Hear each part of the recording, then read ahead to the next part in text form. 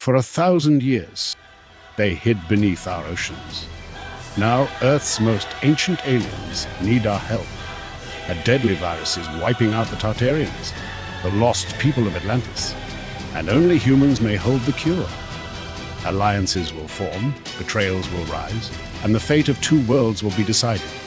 Beneath the waves, the Atlantis Accord, a pact forged beneath the waves. Written by Brian M. Brumbaugh and narrated by John Rhys-Davies, is a story of ancient secrets, high-stakes diplomacy, and a race against time. Buckle up, because Atlantis has returned. Let's begin. Prologue. The Fall of Atlantia.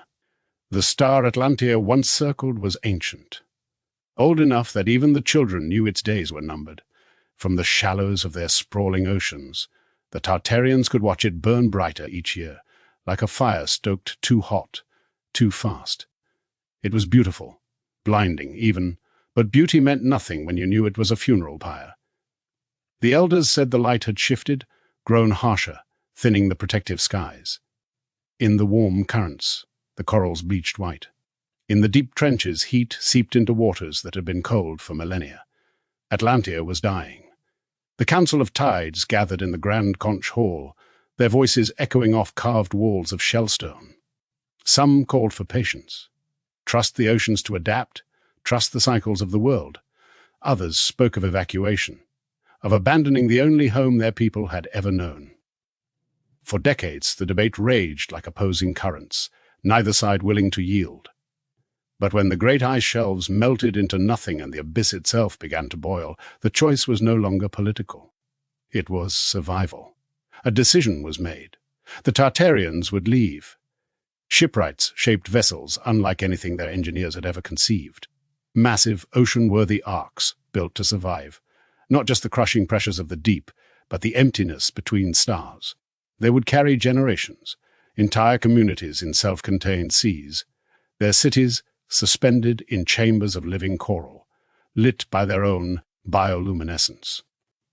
The voyage would take centuries. It didn't matter. The alternative was extinction. When the fleet finally departed, the surface of Atlantia was already breaking apart. Tidal storms ripping across continents, winds howling through empty cities. The arcs slipped into the blackness of space like schools of silver leviathans, their hulls shimmering with the light of the dying sun. Behind them, Atlantia shrank to a pale blue memory, and then to nothing at all. They searched the star lanes for a world that could sustain them. Many were barren. Some were beautiful but hostile. A few came close, but none felt like home until they found it. A small, blue-green planet, wrapped in vast oceans, teeming with life, Earth. The Tartarians approached carefully, settling first in the uncharted deep, where no surface dwellers could see. From there, they observed the strange air-breathing creatures who walked the land. Primitive, fragile, but intelligent enough to shape stone, hunt in groups, and dream.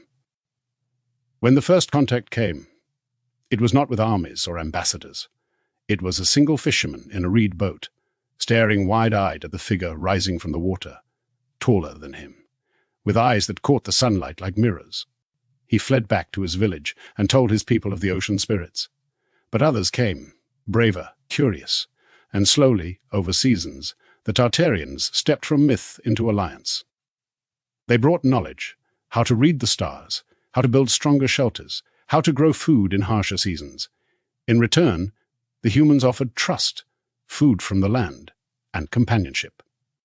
It was the beginning of something both species could not yet name, but would one day depend on. The seeds of a bond that might save them both 1,000 years later. Chapter 1. The Age of Harmony.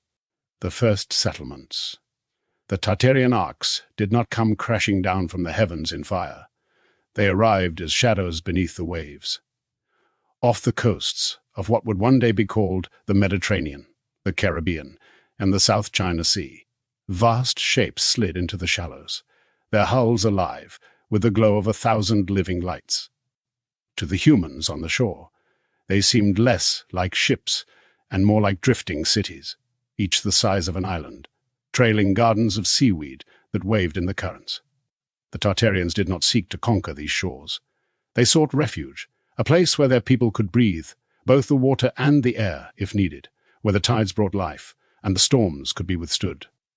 They anchored their great vessels in sheltered bays, and began the work of reshaping them into permanent homes. Their settlements grew from the sea itself. Coral towers were coaxed to rise in spirals, hardened with mineral infusions until they gleamed like marble in the sunlight.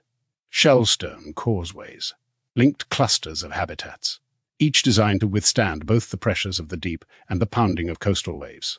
From the surface, the cities looked like reefs gone wild, but beneath the water they were alive with motion. Tartarian engineers guiding schools of bioengineered fish to weave living walls, farmers tending gardens of kelp and luminous algae. It was on a morning tide, not long after the first settlements began, that the humans came. They were wary. Small fishing canoes hugging the edges of the bay, spears in hand. They had seen the strange lights in the water for nights, and heard the songs that seemed to carry through the waves themselves. The first meeting was wordless. A Tartarian woman, tall, silver-eyed, with markings that caught the sun, rose from the shallows and placed a gift on the wet sand, a shell the size of a man's head, filled with fresh sea urchin and strips of smoked fish. The fishermen left without touching it, but the next day they returned, bringing baskets of figs and wild grain.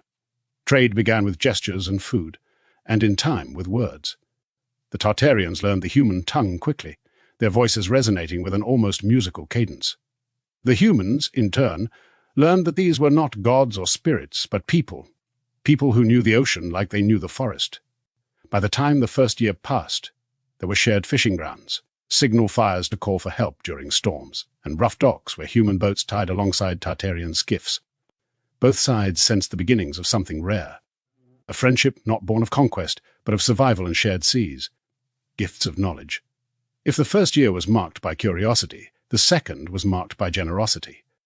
The Tartarians had no interest in ruling over the humans, but they saw in them a raw, stubborn will to live, a will that mirrored their own ancestors when Atlantia began to fade. The humans were clever, yet limited by the tools they knew. The Tartarians had tools the humans could not yet dream of. It began with the sea. The Tartarians taught the fishermen to follow the stars, not just the ones that rose and set, but the faint constellations that barely kissed the horizon before sinking again. These guided the currents, and the currents guided the fish. In return, the fishermen taught them where the river mouths silted and which coves could hold a fleet safe from a hurricane. Fishing itself changed. Tartarian nets were made from fibers drawn from deep-sea kelp, impossibly strong yet light enough to throw with one hand. They showed the humans how to weave them into fine mesh that could catch fish barely larger than a man's palm without tearing. Hooks were replaced with bone-tipped barbs, designed to sink deep and hold, even in the mouths of the great tuna that roamed offshore. Food was no longer just caught, it was cultivated. In the calm waters inside the reef walls, Tartarian farmers built floating beds of kelp, shellfish racks that grew oysters in orderly spirals, and shallow pens for a fish the humans would come to call silver runners. Soon, there was no fear of famine when storms cut off fishing. The sea's bounty was stored right outside the village. On land, the exchange flowed the other way. The humans taught the Tartarians the use of grains that could grow far from the coast: barley, millet, and a golden grass that swayed like waves in the wind. They showed how to build smokehouses that preserved fish for months, how to track game through dense forests, and how to coax fruit from wild trees. The Tartarians marveled at fire, not as a novelty, for they knew heat in the deep vents of Atlantia, but as a tool so easily carried, shared, and shaped. With it, they could dry seaweed into paper, harden coral into building stone, and sterilize wounds in ways their ocean medicine never had. Architecture, too, became a shared craft. Tartarian coral building techniques were applied to human stonework, strengthening huts into houses and houses into halls. In some coastal towns, human homes grew upward with curved, flowing lines like shells, their roofs painted in bright ocean hues gifted by Tartarian pigments. The mingling of skills was not without its wonders. In one fishing village, a young Tartarian woman named Selai taught the local children how to navigate by the feel of the wind and the rhythm of waves under the hull, even when the stars were hidden. The village chief, impressed, offered her a carved obsidian blade in thanks. a weapon from the mountain people far inland. She had never held anything from a land so far from the sea. She kept it always at her side, even when diving. In another settlement, human masons learned to embed glowing coral into the walls of harborside watchtowers. At night, the towers lit the shoreline in a soft green glow, and sailors could find their way home long after the moon had set. It was an era when each side believed the other could make them stronger, safer, and perhaps even wiser. But deep in the councils of certain human chiefs, the thought was already forming. If the Tartarians could give so much, how much more were they still holding back? The shed blood. No one could say exactly when it began. Maybe it was inevitable. The Tartarians were not so alien that love, or desire, could not bridge the gap. Tall, graceful, and near human in form, their differences lay in the details. Skin patterned with faint, silver-blue bioluminescent lines, eyes that caught the light like polished stone, slightly webbed fingers and toes, and a smoothness of movement that came from a life shaped by water. For the first years of contact, bonds were formal. Trade partners, festival guests, allies in storms. But human hearts, and Tartarian ones, were not built for permanent distance. The first public union was between a Tartarian navigator named Kaelin and a human fisherwoman called Mira. Kaelin had been mapping coastal currents when his skiff was driven ashore in a sudden squall. Mira found him tangled in his own sail, unconscious. She carried him to shelter, kept him warm through the night, and returned him to the sea at first light. After that, he came ashore more often. It was a slow courtship, hindered by custom and language, but over seasons they learned each other's rhythms. She taught him the names of every wind that came off the hills, and he taught her to dive for pearls in the deepest reef channels. When they married, the festival lasted 3 days. Humans brought grain and wine. Tartarians brought rare sea fruits and played instruments shaped from conch and whalebone. Children followed. That was when both peoples realized something had changed. The hybrids, half human, half Tartarian, were strong, with broad shoulders and long limbs built for both land and water. Their lungs held air longer, their skin resisted cold better, and they seemed less prone to the fevers that plagued coastal children each winter. Some bore faint bioluminescent markings like their Tartarian parents, glowing faintly in darkness. Others had eyes the color of the deep ocean, uncanny and beautiful. The Tartarians, too, saw gains. Exposure to human bloodlines gave them a more adaptable metabolism, able to digest a wider range of food and resist certain ocean parasites that had plagued their kind for centuries. Not all welcomed the unions. In some Tartarian enclaves, elders warned that interbreeding might dilute their heritage, that the patterns in their skin were more than decoration. They were living history. In human villages further inland, chieftains whispered of ocean spirits stealing away their daughters or planting changelings in their cradles. But in the coastal towns where both peoples met, those fears faded under the weight of everyday life. A child who could swim before walking was an asset. A farmer who could dive for oysters without tiring was welcome. Families became bridges, and bridges made raiding or betrayal less likely. The blending wasn't just in blood. It was in song, human voices taking on the strange harmonics of Tartarian chants, and Tartarian melodies weaving into human war ballads. It was in craft, pottery glazed with crushed coral, spears tipped with bone hardened in ocean currents. It was in faith, statues that showed gods with human hands and Tartarian eyes, protectors of both shore and sea. For a time it seemed the bond would last forever, but in the shadows of that harmony, some began to wonder, if hybrid children were stronger than either parent, what else could be gained? If the Tartarians' deepest secrets were taken instead of given? The blended world. By the 5th year of the alliance, the coasts where Tartarian and human met had transformed. From the deck of a fishing skiff you could see the changes at a glance. Human villages had grown taller and sturdier, their houses braced with coral-inlaid beams that resisted rot and salt. Tartarian sea gates now rose at the mouths of harbors, living coral walls that flexed with the tide, keeping out the worst of the storms. Trade moved in both directions like a heartbeat. Barges laden with grain, clay pots, and mountain metals sailed out to the anchored Tartarian fleets. They returned with pearls, salt-dried fish, dyes from deep-sea plants, and tools sharper and stronger than anything forged on land. The economy of the shore was no longer simply human. It was something new. The cultural exchange went deeper still. In the spring, Tartarians invited their human neighbors to join the festival of the returning tides, when the great silver schools swept close to the reefs. The two peoples danced together under lanterns of glowing kelp, feasting on fish grilled over human, made fires while Tartarian singers sent their voices through the waves to call more schools to shore. In the autumn, humans hosted the harvest feast, bringing Tartarians inland to taste the season's grain beer and roasted game. The Tartarians marveled at the open plains and rolling hills, places where the sky was as vast to them as the ocean floor was to humans. Myths began to braid together. Human storytellers began to speak of the sea guardians, half-human, half-ocean beings who walk the shore in times of need. Tartarian children grew up hearing human legends of sky gods and storm spirits, retelling them with currents and tides woven into the plot. Art followed suit. Stone temples bore carvings of figures with the flowing fins of Tartarians and the broad chests of humans. Tartarian shell mosaics began to show not just sea life, but forests and mountains, places no Tartarian had ever lived. Even the languages began to merge. In markets, fishermen haggled in a rolling blend of clicks and vowels from Tartarian speech, matched with the sharp consonants of human trade talk. In homes, hybrid children moved easily between both tongues, mixing words without thought.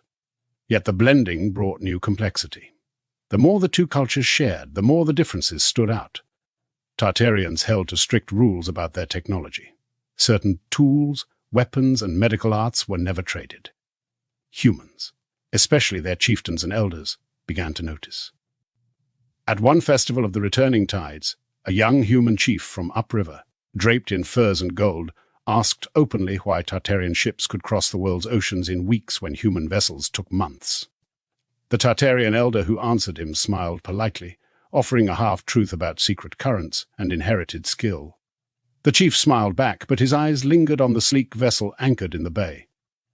That same night, a hybrid boy overheard human hunters speaking in low tones. "They're holding back," one said. "We take what they give, but the sea hides more than fish." The harmony held, but somewhere beneath the music, a new rhythm had begun. The slow, steady beat of ambition, shadows on the horizon. The shore had always been a place of meeting, where waves broke and the world of land met the world of water. But now, a different kind of tide was rising. It began quietly. A missing net from a Tartarian pearl farm, a set of coral-forged blades stolen from a guarded boathouse. A skiff found adrift, its hull stripped of the bioluminescent plating that made it swift in the dark. The Tartarian elders dismissed the first incidents as misunderstandings. In a blended world, possession sometimes crossed unseen from one side to another. But in human councils inland, the conversations were less forgiving. If they can heal a child's fever in a night, one chief argued, why do our healers still watch children die in the cold moons? If they can sail without fear of storm, another pressed, why must we still lose boats to the waves? Greed had found its voice, and it wore the mask of justice. The Tartarians felt the shift. Fewer human leaders came to the joint festivals. Questions at trade meetings became sharper, tinged with suspicion.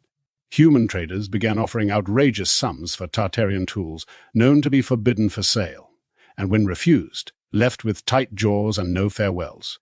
One night, under a full moon that painted the waves silver, a Tartarian patrol caught two human youths swimming toward a guarded coral vault.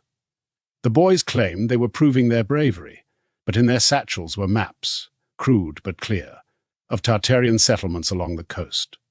The elders counseled patience. A few restless minds do not speak for an entire people, they said, but not all believed it. In the deep halls beneath the reef, younger Tartarians began to speak of closing the gates entirely, of pulling back to the deeper waters where no human could follow. It was during the next harvest feast that the first true break in the harmony showed. A human warlord from far inland arrived, escorted by warriors wearing bright feathers and bronze. He was not there for trade. In front of the gathered crowd, he demanded a Tartarian warcraft, a vessel of sleek design and unmatched speed. When the Tartarian leader refused, citing the accord of mutual benefit. The warlord's laugh was loud and mocking. "You've given us nets and songs and trinkets," he said, "but you keep the weapons for yourselves.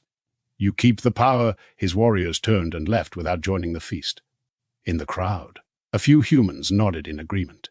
From that day, the air between the two peoples was different, still warm, but no longer entirely trusting. At the next festival of the returning tides, a young boy stood apart from the dancing. He was the son of a human chieftain and a Tartarian mother. His eyes glowed faintly in the dark, his bare feet sinking into the wet sand as he watched the Tartarian ships in the bay. He did not see beauty. He saw opportunity. Chapter 2. Seeds of Greed. It didn't start with a raid. It started with a question dressed like a compliment. At a river capital 3 days' walk from the coast, a king with calloused hands and a crown hammered from stolen bracelets raised a cup and said to his coastal ally, "Your friends from the sea are generous. Nets that never rot, lights that don't burn out, songs that calm storms. Tell me, what do they give you that they don't give me?" The coastal chief, old enough to remember the first gifts on the sand, chose his words like stepping stones across a flood. "They give what keeps the peace. They keep what could start a war." The king smiled with every tooth. "Then you'll ask for the things that keep a war from ending." Word spread the way bad ideas always do, on the backs of ambitious men and bored messengers. By the next moon, 3 inland warlords were passing around rumors like wine. "They heal a fever in a night," one said. "They cross a whole sea without wind," another said. "They can call fish from the depths with a whistle," the third said, getting the details wrong but the tone exactly right. Someone whispered that Tartarians kept a blade that could cut bronze like bread. Someone else claimed to have seen a ship that left no wake and outran its own shadow. By winter, men who had never seen the ocean were planning how to own it. The hybrid children became proof, and promised both. Taller, stronger, lungs like bellows, fevers that broke before dawn, walking advertisements for an advantage you couldn't mint. In inland courts they were prized guests and uneasy hostages, flattered for their divine blood, measured for their usefulness. On the coast, their parents slept with one eye open. Spies followed trade the way gulls follow boats. A silversmith from the upriver city took careful measurements of coral-braced beams, while pretending to praise the paint. A scribe traced the curve of a Tartarian tide gate into his sleeve. A priest took notes on festival songs, convinced there was a spell hidden in the harmony. The notes read like worship. They were maps. Coastal councils began to meet behind shut doors. The oldest chiefs argued for patience. "We break the bowl if we ask it to hold the river." Younger leaders drummed their fingers. "We don't need to ask," one said. "We have hands." On a low headland above a pearl inlet, a coastal elder met in secret with a king's envoy at dusk. The envoy wore velvet too hot for the air and a smile too cool for the talk. "My master wants only parity," the envoy said, as if fairness were a commodity you could weigh. "If the sea people share a little more, no one will have to take anything. And if they won't," the elder asked, "then someone else will," the envoy said, and left a purse heavy enough to tilt the elder's conscience when he tied it to his belt. At the same time, Tartarian councils were hearing reports that set their markings dim. Nets gone missing from a guarded cove. A skiff found stripped of its glide plating in the reeds. A healer's kit borrowed and never returned. "Misunderstandings," one elder said. "Tests," said a younger voice. "First scratches of a knife," said another, and nobody laughed. Selai, the navigator who taught children to read seas by the soles of their feet, stood before the Council of Tides with her arms crossed tight. "They ask for what we refuse to sell," she said, "and when we refuse, they ask again with better handwriting." "What would you have us do?" a councillor asked. "Stop pretending they won't try," she answered. "Close the vaults, move the workshops deeper, and tell our friends on land to watch their neighbours as closely as they watch the tide. But habits are hard to break, even when you've crossed stars to survive. The Tartarians had spent years building trust one shared harvest at a time. They were not eager to take it apart plank by plank." Then came the letter that wasn't a letter. A clay tablet arrived with a caravan of salt and hides. Pressed into its face were lines from a coastal child's hand, shaky but clear. They say I am sea-touched. They say the sea should pay to keep me safe. Mother says to hide when the drums are loud. Please come before the drums. The drums rolled 3 nights later in the river capital. A council became a tribunal. A tribunal became a spectacle. A hybrid boy with eyes like tide pools was brought to the dais and praised for his gifts. Laws were proposed that sounded like protection and smelled like ownership. New taxes on ocean-derived persons, registration of mixed households for their safety, levies on kelp nets and pearl weights. Every clause was a hand in a different pocket. If they are our brothers, the Crown King announced to cheers. They will share as brothers do. The crowd heard brother and missed the shackles braided into the word. On the coast, a different drumbeat. Quiet, urgent, inside the ribs. Human families with Tartarian kin began to move children from house to house, then into fishing camps, then onto friendly skiffs at night.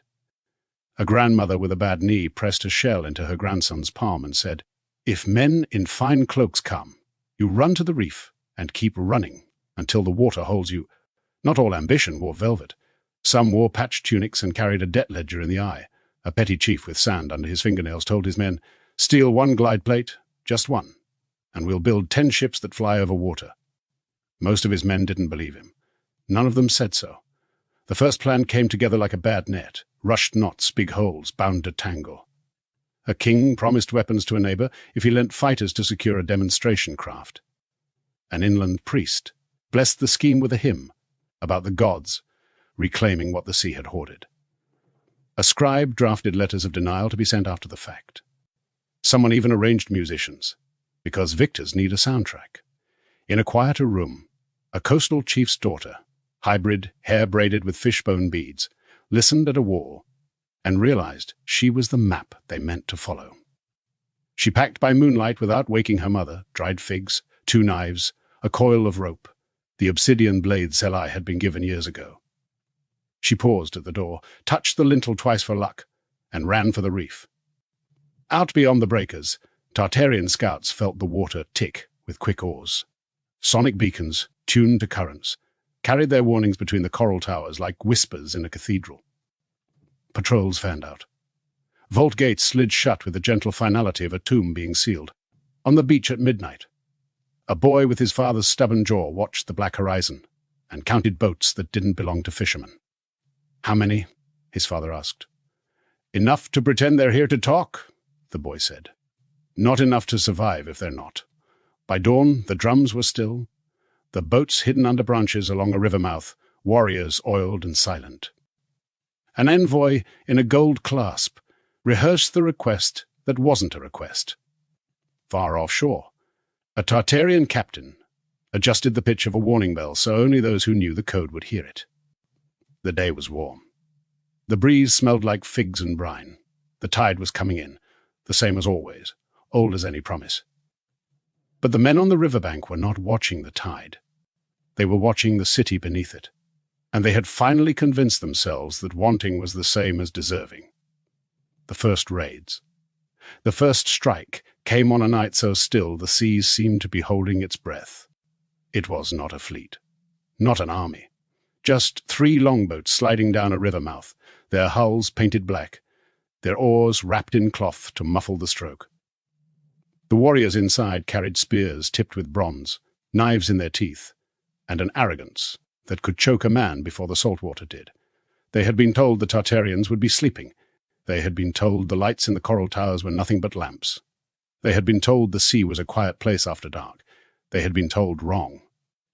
The first of them reached the outer reef and tried to slip through one of the narrow cuts between coral. The water stirred. Living walls of bone-white coral shifted and closed, like the ribs of a giant beast. A spear jabbed from below, not wood or bronze, but something honed from the spine of a deep-ocean predator. The warrior screamed as blood clouded the shallows, and the longboat jerked backward under a flurry of oar strokes. On the second boat, a man leaned over to cut the coral with his knife. That was when the sound began, low, thrumming, almost below hearing. His teeth rattled in his skull, his stomach flipped, and his vision went black for a heartbeat. He vomited into the water, and barely noticed the shadows rising beneath the hull. Tartarian divers, their markings glowing faintly in the dark, slipped out from the deep and overturned the boat with a single coordinated shove. The third boat made it past the reef. For a moment, they thought they had succeeded, until a ripple of silver light surged toward them. A school of engineered predator fish, sleek as knives, circled the boat in a perfect ring, bumping the hull just hard enough to remind the men how thin wood was. One of the warriors hurled a spear into the water. It vanished into the darkness, and the ring closed tighter. By dawn, the raiders were gone, dragged back to their inland masters, half-drowned, stripped of weapons, their stories tangled with fear and shame. The next attempt was not so quiet. 2 moons later, a warlord from the eastern hills sent 40 men to secure tribute from the Tartarians. They came openly this time, their war canoes painted with teeth and fire. They found the harbour empty, too empty. Nets hung slack, docks creaked, coral towers rose silent and still. The men landed anyway, marching into the tide pool streets.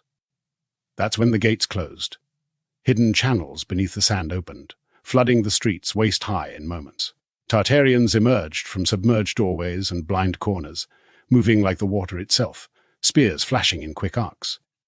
Bronze clanged against bone-forged blades, shouts echoed against the waterlogged stone. The fight lasted less than 10 minutes. The warlord's men, trained for dry land, slipped on slick coral, stumbled in sudden currents, and found themselves outnumbered before they knew they were surrounded. The Tartarians did not kill them all.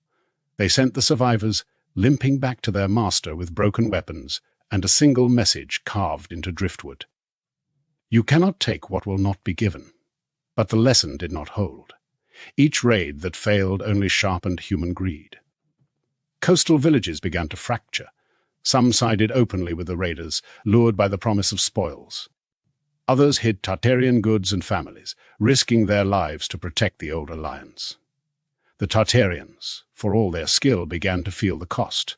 Patrols stretched thin.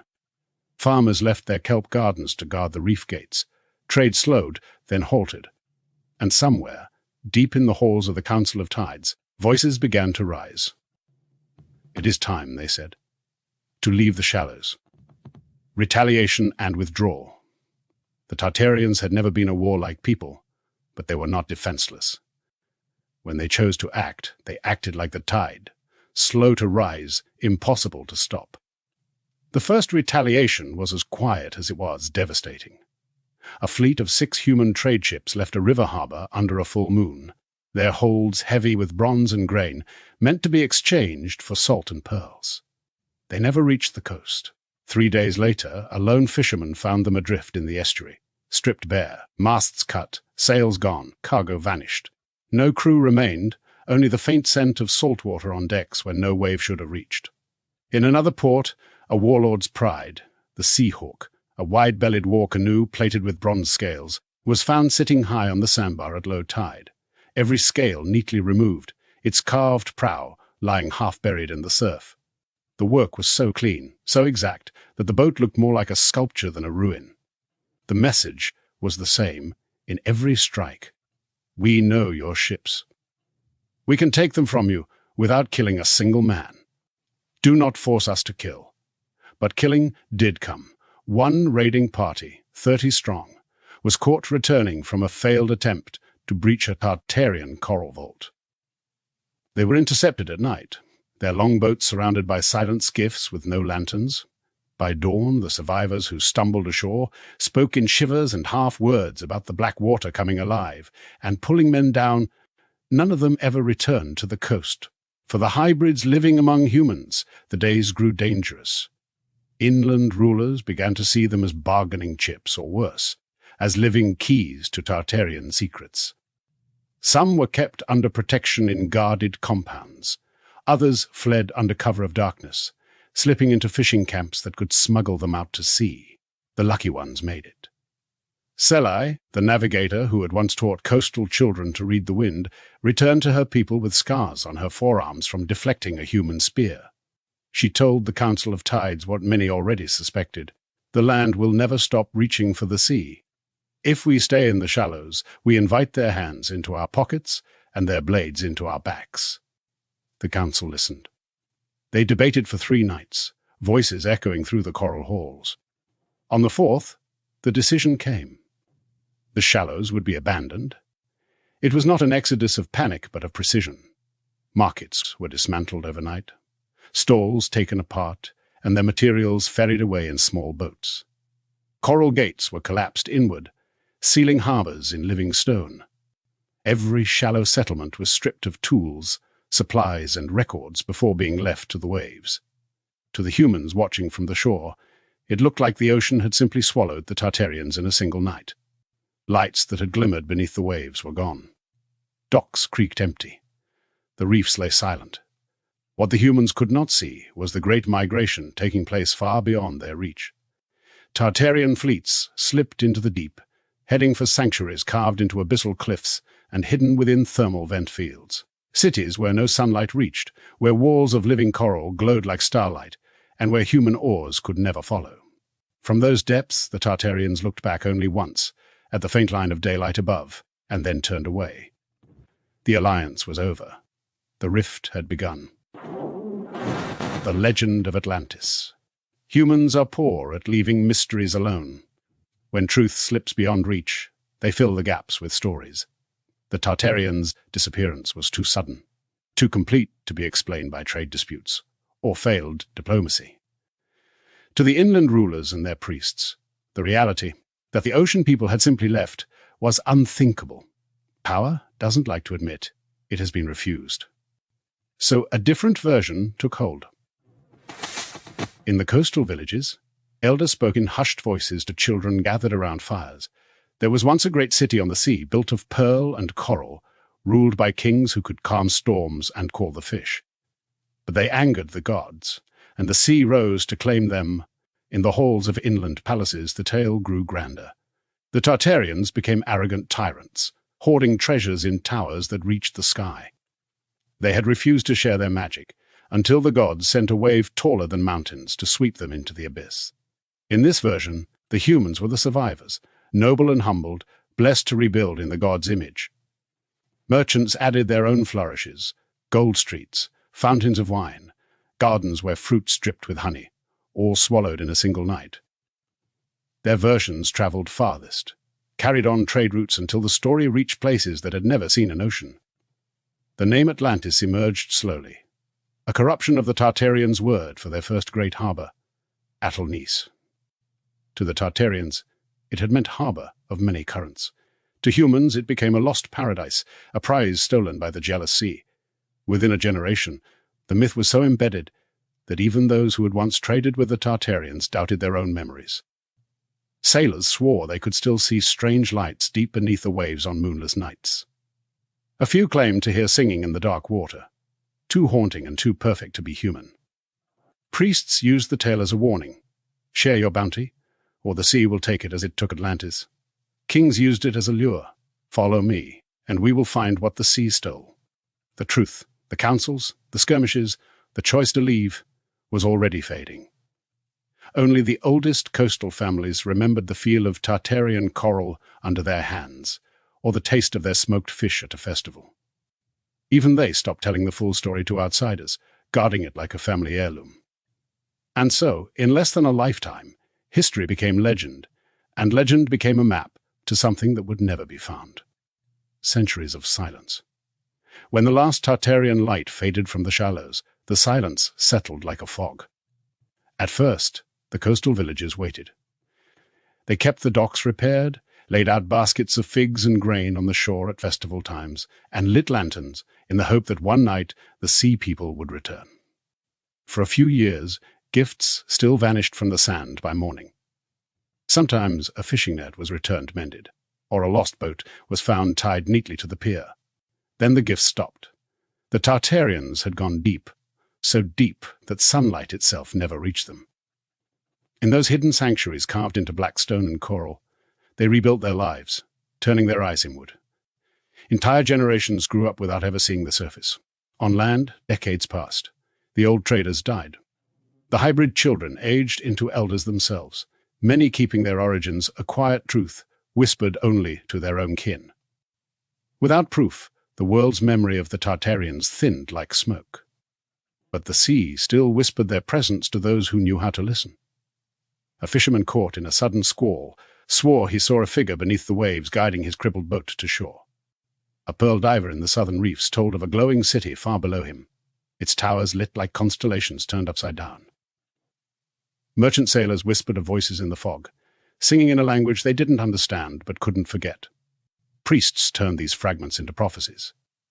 When the world needs them most, Atlantis will rise again, they said, each in their own tongue, changing the meaning as they pleased. In truth, the Tartarians had no intention of returning. The rift had been too costly. They had learned that human curiosity was just another word for hunger, and hunger always wanted more. Still, they watched. Through hidden outposts on remote islands and listening posts in the deep trenches, the Tartarians monitored the surface. They tracked the drift of human ships, the rise and fall of kingdoms, the spread of fire and iron. They knew when wars were fought and when peace was signed, though they played no part in either. And yet, despite their vows of separation, there were moments when the barrier thinned. A hybrid wanderer welcomed into a coastal village, a wounded sailor waking to find his ship mended and stocked with fresh water. A child pulling a carved shell from the tide, its spirals marked with bioluminescent lines that faded in the air. These were the faint threads that kept the story alive, even when the fabric had all but unraveled. By the time 1,000 years had passed, the Tartarians were myth to humans, and humans were little more than distant noise to the Tartarians. The two worlds no longer touched, except in dreams, in songs, and in the rarest of accidents. But under the crushing weight of the deep, the Tartarians remembered. They had crossed a galaxy to find a home here. And though they had turned their backs on the land, they had never fully forgotten the people who had once shared their shore. And someday, whether by choice or by need, the sea would give them back. Chapter 3. The Hidden Cities of the Deep. The human world in 1987 had no idea it was being watched. Above the waves, nations counted nuclear warheads, tuned satellite dishes to the sky, and congratulated themselves on touching the moon. Beneath 7 miles of water, the Tartarians had already been living in cities that would have made human engineers question their sanity. They called their capital Pelagis, the city of the endless water. It lay on the lip of an abyssal trench in the South Pacific, where thermal vents glowed like underwater volcanoes. The city itself rose from the trench wall in tiered platforms, carved from black basalt, reinforced with living coral that pulsed faintly with bioluminescent veins. Each platform housed entire districts, gardens, markets, schools, and engineering bays, all sealed against the crushing pressure of the deep. Light came not from bulbs or torches, but from woven canopies of engineered kelp that stored thermal energy during the day and released it at night in a soft golden glow. In the central dome, taller than any cathedral, the council hall stood, its walls transparent and curved, offering an unbroken view of the black expanse beyond. Transportation was silent and fluid. Passenger spheres of crystal composite drifted along magnetic currents between districts. Cargo leviathans, biomechanical hybrids with sleek bodies and humming propulsion, ferried goods from one city to another, gliding between outposts strung like pearls along the ocean floor. Everywhere the Tartarians' mastery of the sea was evident. Their buildings flexed with the current rather than resisting it. Their air supply came from vast breathing gardens of kelp forests woven into the city's skeleton, producing oxygen in a steady, balanced cycle. The temperature never wavered more than a fraction of a degree. Most humans imagined the deep ocean as dark, cold, and lifeless. The reality in Pelagis was warmth, color, and constant motion. Schools of silver-bodied fish spiraled through open plazas. Sea turtles the size of cars drifted past public gardens where Tartarian families gathered to eat and talk. Children with faint bioluminescent markings chased one another in slow, graceful arcs, their laughter carrying oddly well through the filtered water. And yet, the Tartarians did not see themselves as invincible. It had been nearly 1,000 years since the rift, the decision to vanish from human sight, and in that time, the Tartarians had built a society defined by careful balance. They avoided excess, They never pushed the ecosystems they relied on beyond their limits. They guarded their secrecy, with the vigilance of a soldier guarding a last fortress. Contact with humans was rare, fleeting, and always deniable. A lone fisherman guided home in a storm, a shipwrecked sailor waking to find himself on a beach with no memory of how he got there. Officially, they were gone. Unofficially, they were always watching. For most Tartarians alive in 1987, humans were little more than an inherited cautionary tale. And in Pelagius, under the constant comforting rhythm of the ocean, it was easy to believe the dangers of the surface world could never reach them. Easy. Until the first illness came. The first deaths. The warning didn't arrive as an alarm. It arrived as a late report from an outer reef outpost, filed by a junior medic who didn't yet know which aches to ignore. Subject: persistent fever cluster. Station Kelfold 7. 3 adults, 1 juvenile. Non-responsive to standard antivirals. Unusual neural tremors. By the time the message reached Pelagius, the 3 adults were dead. Kelfold -7 clung to the rim of a mid-ocean ridge like a barnacle. 30 families tending kelp terraces and shell farms, miles from the nearest trade conduit. It was the sort of place you posted to when you needed quiet or penance. The medic, Eerie Vale, had expected broken fingers and cooking burns.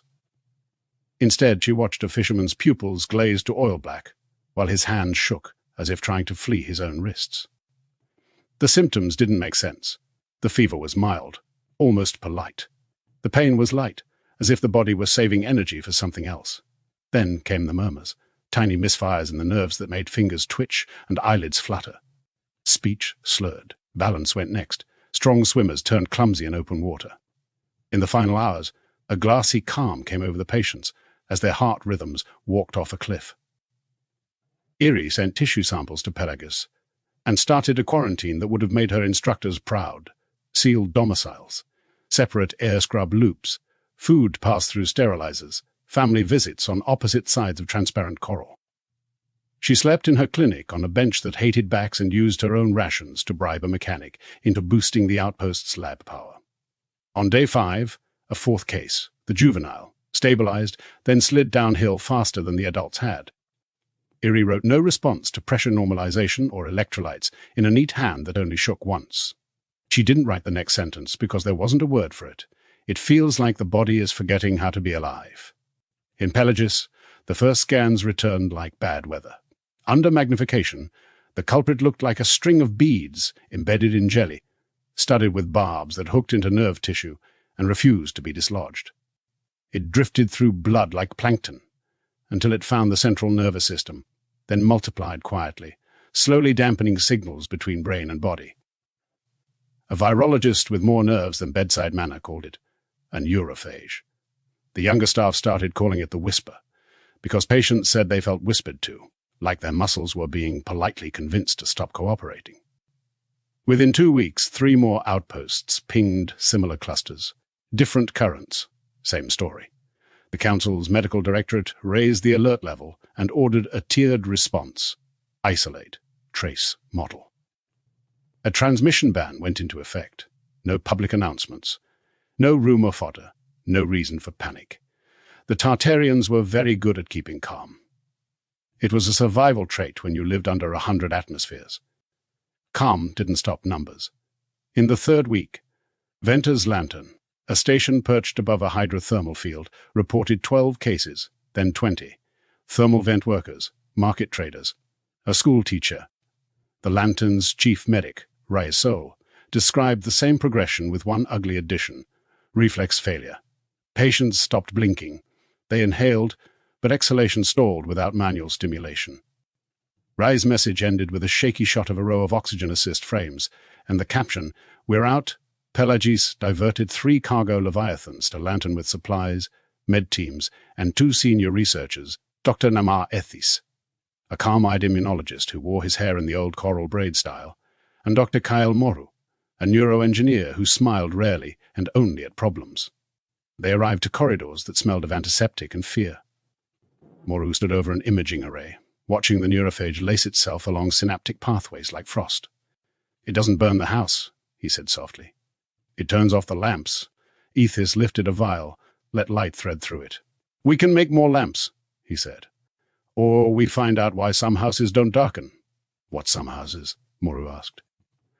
Ethis set the vial down and tapped a case log. 2 asymptomatic carriers. In Kelfold, -7 households. Minimal viral load. No progression. Both juveniles. Both hybrids. The word hung in the water like a dropped knife. Hybrids existed in Pelagis, though fewer than in the shallows centuries ago. Most families with mixed heritage had settled into quiet corners of society, respected, sometimes revered, occasionally resented. They were overrepresented in physical jobs and underrepresented in politics, and now 2 had shrugged off a pathogen that ignored everyone else's immune playbook. Ethis brought the data to the directorate that same cycle. He didn't editorialize. The curve spoke for itself. Cases rising in a tidy, pitiless slope, minor successes with antivirals that bought hours, not days, and 2 flat lines where there should have been spikes, hybrid juveniles with immune markers blipping like warning buoys. The directorate ordered a comparative genomics sweep. Healers and historians were suddenly in the same room, cross-referencing patient files and family trees with records older than most buildings. The first pass produced a pattern that was more suggestion than proof.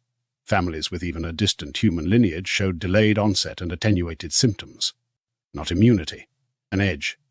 "Ancient mingling left us a door we can still unlock," Ethis said in a briefing that packed the council amphitheater to its edges. "We need to know what key it takes." Not everyone liked the direction the key seemed to point. By the end of the 4th week, the whisper reached Pelagis. It arrived the way most disasters do, on a day with nothing special about it. A cook in a market hall dropped a bowl and laughed at herself for being clumsy. An archivist forgot the code to a lock she'd opened for 30 years. A boy stumbled on a flat walkway and blamed the new sandals he didn't like anyway. 3 hours later, the cook sat down and couldn't stand up again. The archivist blinked until her eyes burned and they still felt dry. The boy's father carried him into a clinic and did not put him down. Quarantines bloomed like emergency flowers. Clear-walled wards filled with soft light and patients lying very still, while machines doubled for nerves that had gone on strike. The Tartarians had not seen a pandemic in living memory. Their systems were built to bend, not break. They bent until metal groaned. Irie Vale's messages from Kelfold 7 grew shorter as her case load grew heavier. Rhys-Davies sent a 6-second clip of medics singing softly to keep their hands steady as they adjusted valves. Moru began sleeping in the lab, or pretending to. Ethis stopped sleeping at all. In neighborhoods away from the clinics, people made small bargains with the universe, touching a shell twice for luck before leaving home, feeding fish at the same hour each day, telling children bedtime stories older than the rift. It didn't change the numbers. It changed the air. In the council hall, the medical directorate presented a revised model: 3 weeks to system saturation at current spread, 5 to runaway collapse in the densest districts if the nerve depressant phase accelerated. The words were clinical. The faces were not. Ethis ended the session with a line that didn't belong to science. "We crossed a galaxy to stay alive," he said, not raising his voice.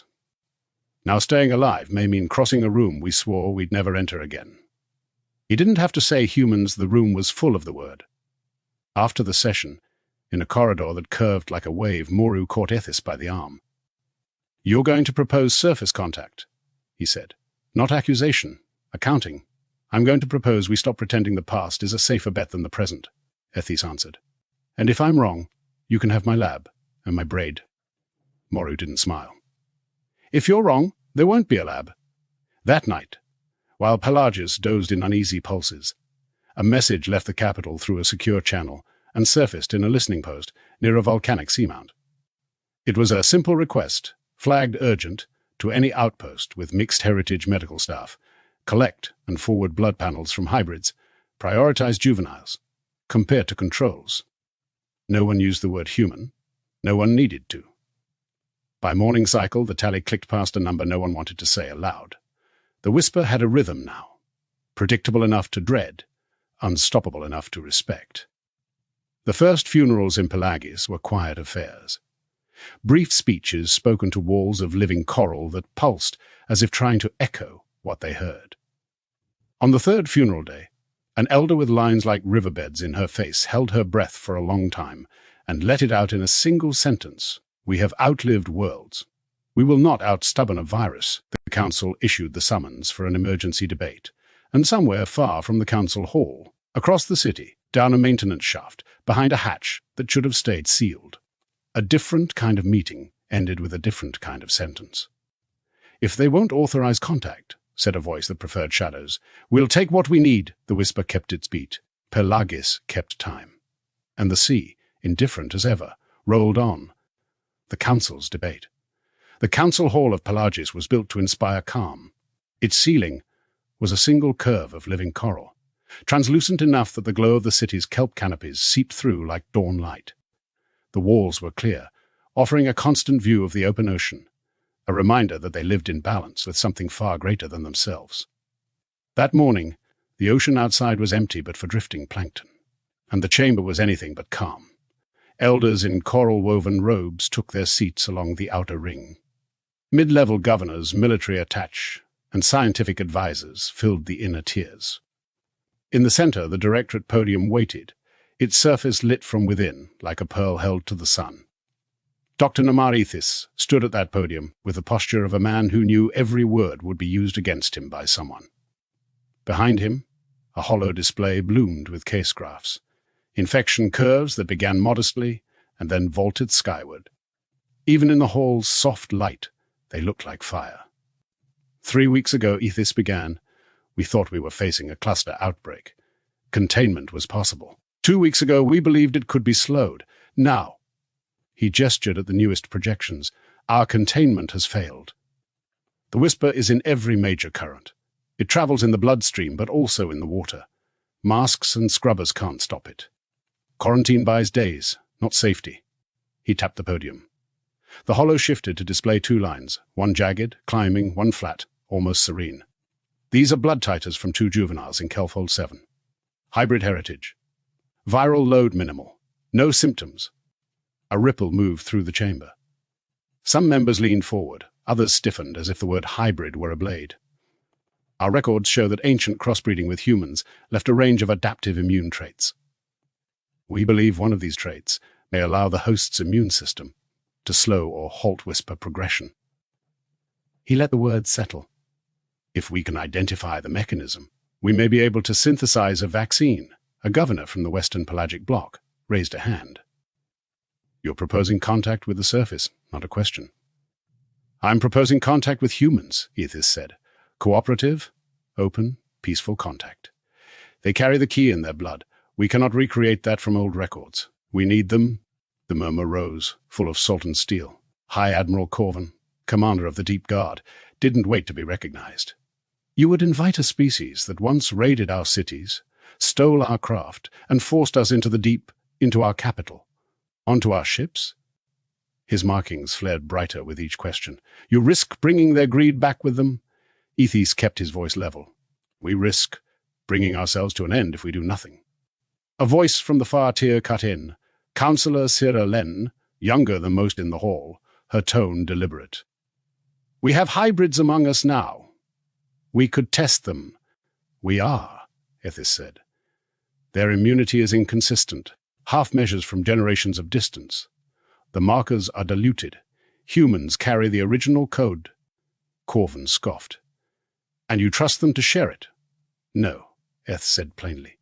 I trust that they want to survive as much as we do, and that a virus that can adapt to us may one day adapt to them.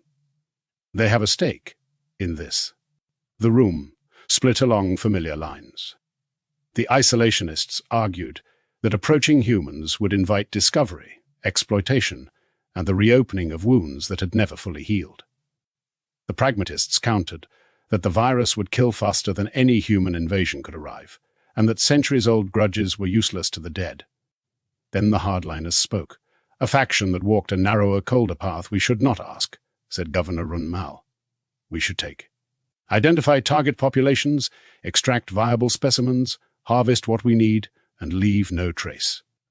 They will never know we were there. That drew open approval from several military councillors and silent assent from others who didn't want the word abduction on their lips. Councillor Sira's gaze hardened. You think that's a cleaner option? You'll have to send operatives into their cities. Someone will see, someone will talk, and when they understand what we've done, what do you think they will send back into the sea? We will not be here to receive it, Brumbaugh replied. Ethys waited for the chamber to quiet. You're all debating when the surface becomes a danger. I'm telling you, it already is. Every cycle we wait, the whisper mutates. Every cycle we delay, it takes more of us. We can control the first contact, or we can make contact with our corpses. Silence followed. Not agreement, not yet, just the absence of anyone willing to speak next. Finally, Speaker Tal Varun, eldest member of the council, lifted his coral-carved gavel. We will reconvene in 2 tides.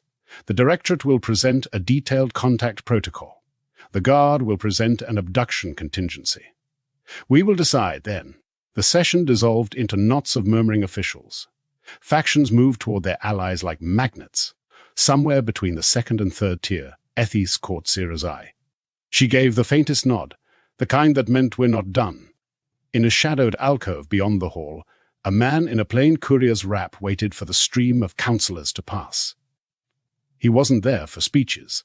He was there to watch hands, eyes, subtle touches, all the signs of alignment and betrayal. When the hall was nearly empty, he slipped into a service tunnel and keyed a comm crystal the size of a thumbnail. They're split, he said to the voice that answered in the dark. 2 days until the vote, enough time to make them choose the shadow plan. The courier's name was Thalen Kier, but in the ledgers of Tartarian intelligence, he existed under 7 aliases and no fixed origin. In Pelagus, people like him were called undertow, unseen currents that could carry you far from where you expected to land. His contact waited in a chamber, carved into the basalt wall beneath an old kelp refinery. No light but the faint green pulse of a ventilation conduit. The man, or at least the shape of him, was Veran Sol, commander of the Veil Division, the branch of the Deep Guard that handled operations no one admitted existed. They're still arguing upstairs, Thalen said. Let them, Veran replied, voice low enough to be mistaken for the current. The longer they debate, the more time we have to prepare. On the table between them, Veran laid out a holographic projection. A distorted topographic map of the California coastline. Points of light marked fishing ports, marinas, and coastal towns where human activity brushed closest to the Tartarian world.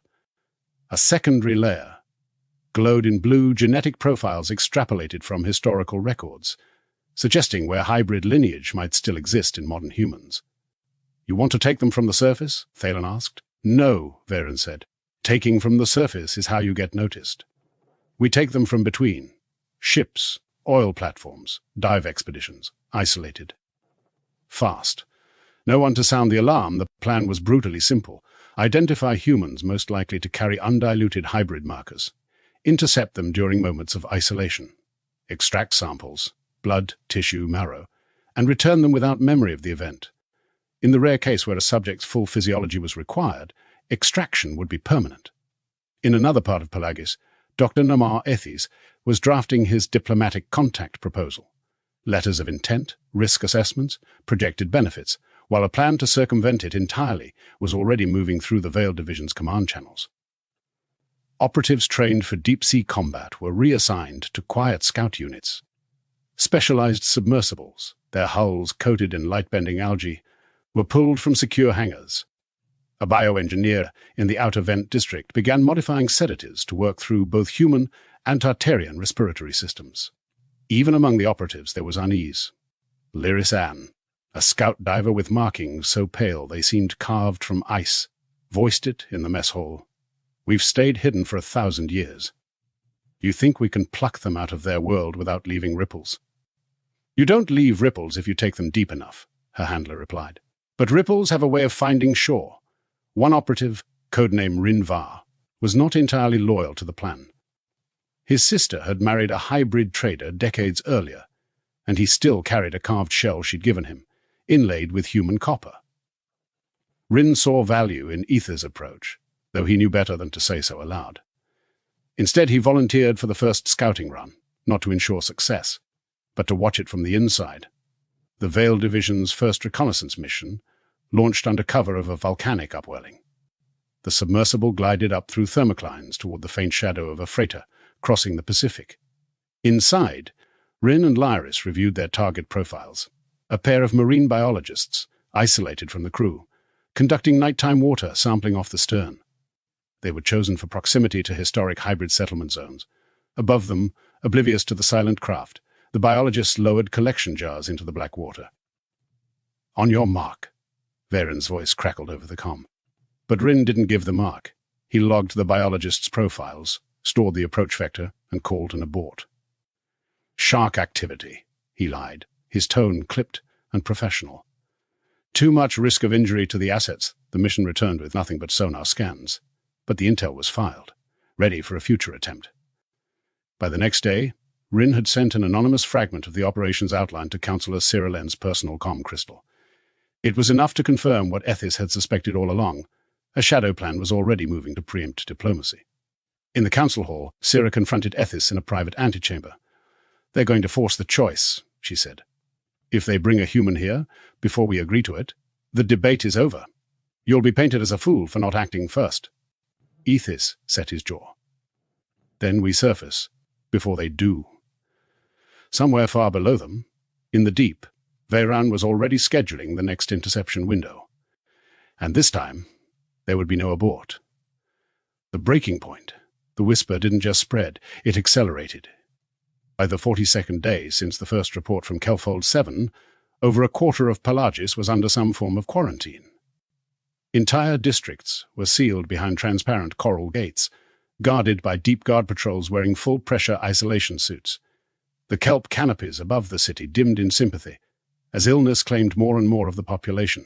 A superstition, the healers said, but one no one dared to test.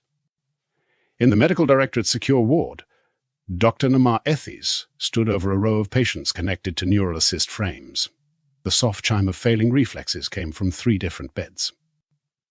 At the far end, a juvenile hybrid named Leo Taran lay awake, alert and confused, surrounded by the sick, yet untouched by the virus. His blood work, like that of the 2 other hybrids in earlier cases, showed the same genetic markers Ethis believed were the key to survival. The problem was time. They were out of it. The council emergency session. Speaker Talvarun's voice carried like a tide surge through the hall. "We will hear final arguments today. There will be no postponements." The room was tense enough to shatter. On one side sat the pragmatists, Ethis, Cyrilen, and those willing to risk open contact with humans. Opposite them were the isolationists and the hardliners, with High Admiral Corvin and Governor Rune Mal at the fore. Ethis began without preamble. "The whisper is in every current, every thermal vent, every intake system.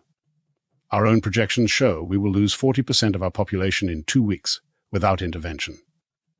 We have identified human genetic markers that slow progression and may provide immunity.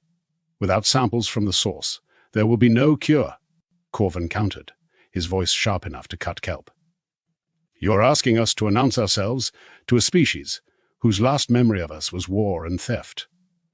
And you expect them to hand over their blood?" Cyra stepped in. "We don't need trust forever. We need cooperation now. The alternative is to take what we need without consent. And history will show that we chose piracy over diplomacy. That history will only be read if we survive," Runmal snapped.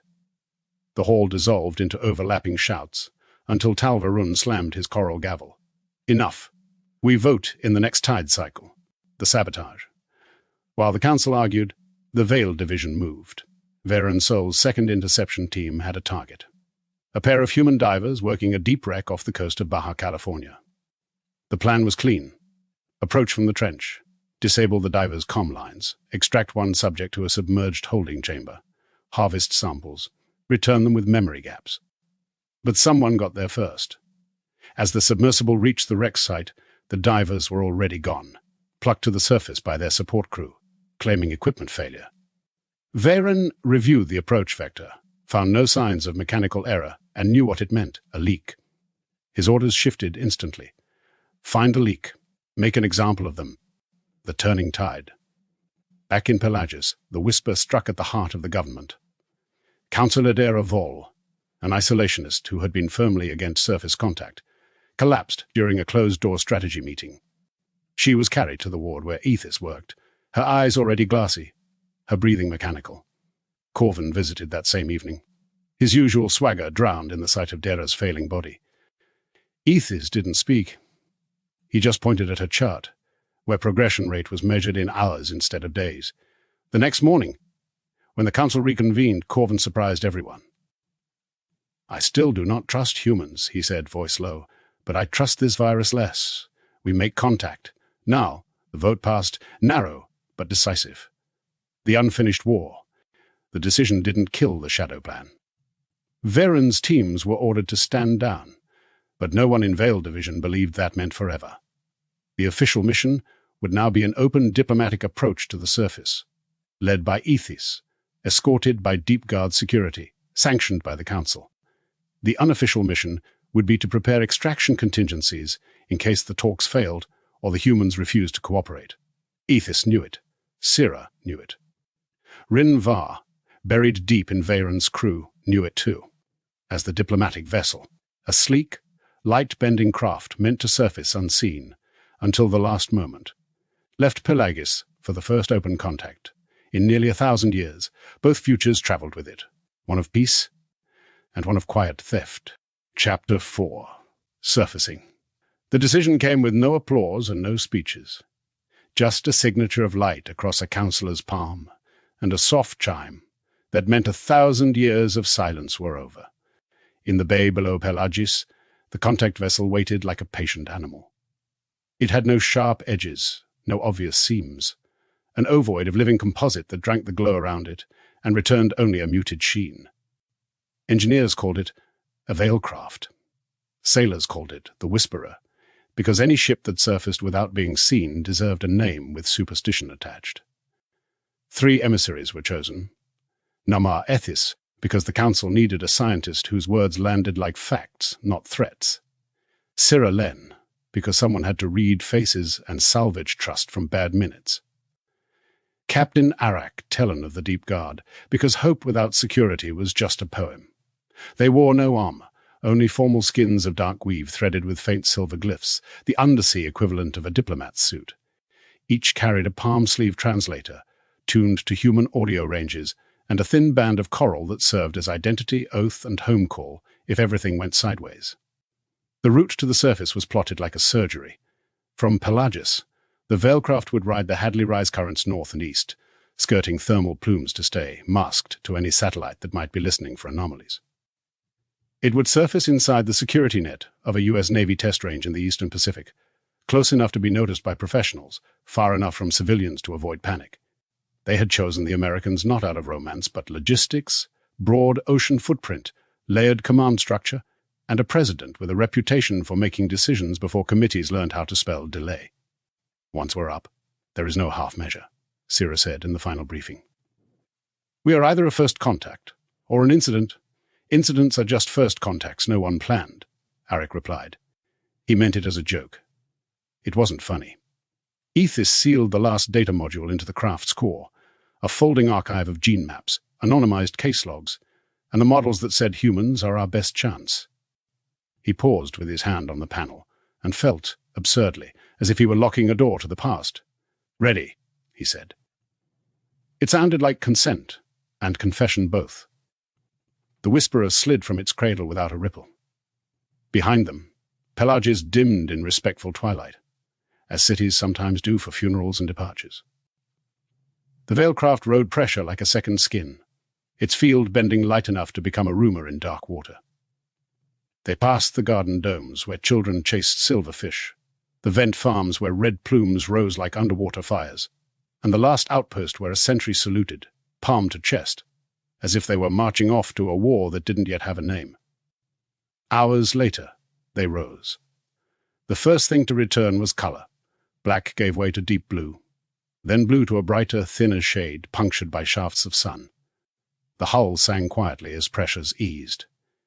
Arak watched the depth readout creep upward and kept his breathing in time with the numbers. At 100 meters, the Whisperer's veil field thinned to reduce distortion. At 50, Cirrus translator pinged, a soft chirp that meant human sonar was bathing them in sound. "Contact," Arak said, voice steady. Multiple pings, civilian scatter minimal, military pattern confirmed. They broke the surface inside a square of ocean that didn't look different from the rest until you tried to enter it. Marker buoys winked at the horizon. Somewhere beneath, arrays listened and judged. The sky was wrong in a way that always startled Tartarians. The open, endless vault of it. Too bright, too empty, too loud, with nothing in it.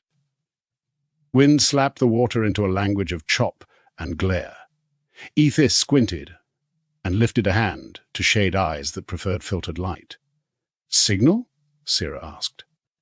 Arak opened a narrow-band channel through the hull. A polite tap on a very large door. The Whisperer broadcast an identification packet in the simplest possible terms. Non-hostile, diplomatic mission, medical emergency, request for parley with United States executive authority. The rest of the message was coordinates, timing, and a set of assurances written by 10 lawyers to offend no one. The ocean answered with speed. To port, a grey shadow rose, a U.S. Navy destroyer pivoting on thrust, the angle of its bow like a finger pointed at a misbehaving child. Rotors beat the air as a helicopter skimmed low, bristling with cameras and curiosity. Farther out, 2 more contacts cut wakes toward them, and somewhere below, an attack sub rolled in their direction, like a shark trying to remember if it was hungry. "Don't move," Sira said, though the Whisperer could have out-sprinted all of it if fear ran the helm. "Let them approach. They'll want to know where our weapons are," Arak murmured. "We left them behind," Ethis said. Arak's mouth twitched. "They won't—" A voice cracked the air, metallic and amplified, riding the wind on the back of English. "Unidentified vessel. This is the United States Navy. You are in a restricted test range. Power down propulsion and maintain current position. Any attempt to move will be interpreted as hostile." Sira toggled her translator to speaker mode. The device sampled the voice, matched tone and cadence, and built a reply that delivered Tartarian consonants through human vowels. "United States Navy, we acknowledge your authority here. We request safe conduct. We carry envoys and a message for your president. We will not move." There was a pause, the length of a breath held by a room full of men checking boxes. "Identify yourselves," Sira glanced at Ethis. He nodded. "We are representatives of the Tartarian Council of Tides," she said. "We are from the ocean you study and the stars you chart. We seek cooperation to stop a disease. We mean you no harm." The helicopter circled, banking hard enough that Sira saw faces through the open door. Goggled, intent, young. A crewman raised a camera, the size of a small cannon, and took their picture like he was trying to prove a ghost was in the room. On the destroyer's bridge, someone made a decision that would be written down later as within protocol. A rigid hull inflatable shot from the ship's side, riding its own brutal wake, 3 sailors aboard and a 4th with a rifle that didn't point at anything until the boat got close enough that it pointed at everything. Arak raised both hands where cameras could see them. Ethis did the same, feeling the old human gesture rise in his shoulders like muscle memory borrowed from hybrids a millennium gone. The small boat pulled alongside, at a distance that was both respectful and insulting. The sailor at the bow shouted over engine noise. "If you can understand me, we'd like to request that you remain where you are until command." "Ah!" He lost the sentence and found his eyes instead wide and full of 1,000 questions he wasn't allowed to ask. Sira saved him. "We will remain," she said. "Please tell your captain. We request medical liaison and secure conversation with your highest civilian authority. Our time is short. Copy," he said, grateful for a script, and backed the boat away. On the destroyer, radios began to bloom like algae in spring. The feed stacked upward. Bridge to combat, combat to CIC, CC to fleet, fleet to Pacific Command, PACOM to Pentagon, and from there, the cable that ran downhill and uphill at once, to the house with the columns and the room in its basement, where all the lights were always on. In the Whisperer's cabin, Arak watched the choreography of American response, helicopters widening their orbit, into a protective halo, a second destroyer reshaping the horizon, the distant thrum of a sub repositioning under them. "They're scared," he said. "They should be," Sira replied. "So should we." Ethys wasn't watching the ships.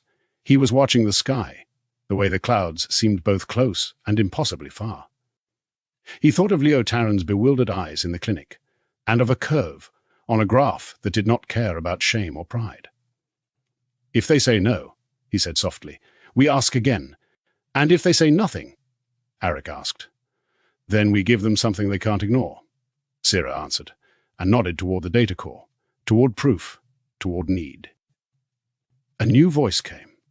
This time, measured and professional, the kind that had met aliens 100 times in drills and never once in water. "Tartarian vessel, stand by for secure relay. You will address the National Security Advisor for the President of the United States." Sira exhaled. "Slow. Doors open," she said. Ethys straightened the fold of his formal skin that never needed straightening. "Let's walk through." The Whisperer held its place on the glinting, restless line where two worlds touched, while steel and protocol closed in around it, like a stage being built for a play no one had rehearsed. Somewhere beneath the hull, the ocean cleared its throat. Above, a nation did the same. After 1,000 years, the sea had spoken first. Now it was the surface's turn to answer. The briefing. At 0342 Pacific Time, the USS Franklin Pierce had been running a routine sensor calibration on the edge of its test range. The sea state was calm, visibility moderate, sonar chatter low. Then the unknown contact appeared, first as a faint irregularity in the long-range array, then as a distinct signature unlike any submarine torpedo or unmanned vehicle in the U.S. inventory. The ship's combat information center went from idle banter to clipped commands in under a minute. Sonar Chief Alvarez leaned over his console, brow tight, running the trace through every friendly, hostile, and experimental craft library he had. "It's not in the database," he said flatly. "Profiles clean. Too clean." Commander Elliot Marsh, the Franklin Pierce's captain, joined him at the screen. "You're telling me we've got a sub that doesn't sound like a sub?" "I'm telling you it sounds like—" "Nothing, sir. Just enough to trip the sensors, but no cavitation, no prop noise." "Not possible unless—" Alvarez hesitated. "Unless it's bending the signal." Marsh gave a short nod and keyed the bridge. "Bring us to alert condition. Patch sonar feed to PASF-LT, and flag it as an unknown with unconventional signature." The first images. By 4, the Navy's secure satellite network had cross-referenced the sonar anomaly with imagery from an overhead KH-11 spy satellite. The pictures were grainy and taken through partial cloud cover, but they showed a dark, ovoid object just breaking the surface inside the restricted range. No wake, no visible intake or exhaust. The analysts at Pacific Command didn't like that one bit. In Honolulu, Rear Admiral Michael Lathrop got out of bed and into his uniform in under 5 minutes. "Sir," his aide said, handing over a folder marked Flash Priority, "we've ruled out all known friendly designs. Russians don't have anything like it. Chinese don't have anything like it. Frankly, no one has anything like it." "Not no one," Lathrop muttered, flipping through the printouts. "Just no one we know." The call to Washington. By 0612 Eastern, the Situation Room in the White House was fully staffed. The National Security Advisor, Karen Holloway, stood at the head of the long conference table, gesturing to a satellite image frozen on the main screen. "This is what broke surface 3 hours ago inside one of our most secure naval ranges," she said. "No transponder, no emissions, no known design." Across the table, Chairman of the Joint Chiefs General, Daniel Reed, frowned. "Could be a black project gone unscheduled. Could be Santa Claus," Holloway shot back. "We've confirmed with ONAR, DARPA, and every defense contractor with clearance. No one's claiming it. And here's the part you won't like." She tapped the image, zooming in on a still frame from the Franklin Pierce's optical feed. The image sharpened into the profile of 3 figures on the deck of the object, tall, humanoid, but wrong in subtle ways. Their skin carried patterns even in the low-res feed, and there was a faint glint where no gears seemed to be. "They've made no hostile moves," Holloway continued. "In fact, they've identified themselves as representatives of the Tartarian Council of Tides and requested safe conduct to speak directly with the President Dagan's entry." By 0625, President Donald Dagan had been pulled from his private residence into the secure elevator. He entered the Situation Room with his tie loose and his coffee half finished, scanning the faces around the table like a man checking a weather report he didn't trust. "What's the likelihood this is a hoax?" he asked immediately. "Zero," Holloway replied. "The vessel's tech is beyond anything we've got, and their comms package cracked our encryption like it wasn't there." Dagan sipped, set his mug down. "And what do they want?" "They claim they're facing a medical emergency affecting their species," Holloway said, sliding a printed transcript of the initial exchange across the table. "They believe human biology may hold the cure." The president skimmed it, then looked at Reed. "You believe them?" "I believe they're here," Reed said. "And if this is real, sir, they've been here a lot longer than this morning. That landed like a weight in the room. The unspoken word hung there anyway, Atlantis. The first decision." Deegan leaned back in his chair, eyes narrowing. "All right, we do this my way. Full containment, naval cordon, air cover, subs in the deep. And I want a secure meeting site set up before the sun's up over the Pacific. Make it somewhere neutral, but under our control." Holloway nodded. "We've got an offshore platform at Grid 9. It's secure, self-contained, and within range. Good. And make sure they know." Dagan paused, almost smiling. "If they want to talk, they'll get me. But they'll get the Marines first contact." The offshore platform at Grid 9 had been a refueling and radar relay point since the late 60s, a steel island in the middle of an endless blue nowhere. By the time the Tartarian emissaries arrived, it had been transformed into something that felt halfway between a fortress and a stage. Marine riflemen lined the railings. Spotters with long lenses crouched in the shadows. Every exterior light was on, throwing sharp white across wet metal. The hum of generators mixed with the distant thump of rotor blades circling above. From the command deck of the USS Franklin Pierce, Commander Marsh watched the Tartarian Veilcraft approach in the slow, deliberate arc of someone arriving exactly as planned. The vessel barely touched the water, riding so high and silent it seemed to float on glass. "They're not broadcasting anything new," Sonar Chief Alvarez said, voice low. "Same ID packet, same coordinates, no change in propulsion signature. They're not showing us anything they don't want to," Marsh muttered. The arrival. The Veilcraft eased up to the platform's south dock. 3 figures stepped forward, framed by the vessel's faint silver glow. Even at a distance, the Marines could see they were taller than most humans. Their movements fluid in a way that didn't read as rehearsed but as natural, like the sea itself had taught them to walk. Rhys-Davies wore a high-collared suit of dark weave threaded with faint bioluminescent markings. Cira Len's attire was simpler, her translator band visible at her throat, the coral identity ring clasped to her wrist. Captain Arak Tellen was unmistakable as security, his stance open but weighted, his eyes tracking every movement on the dock.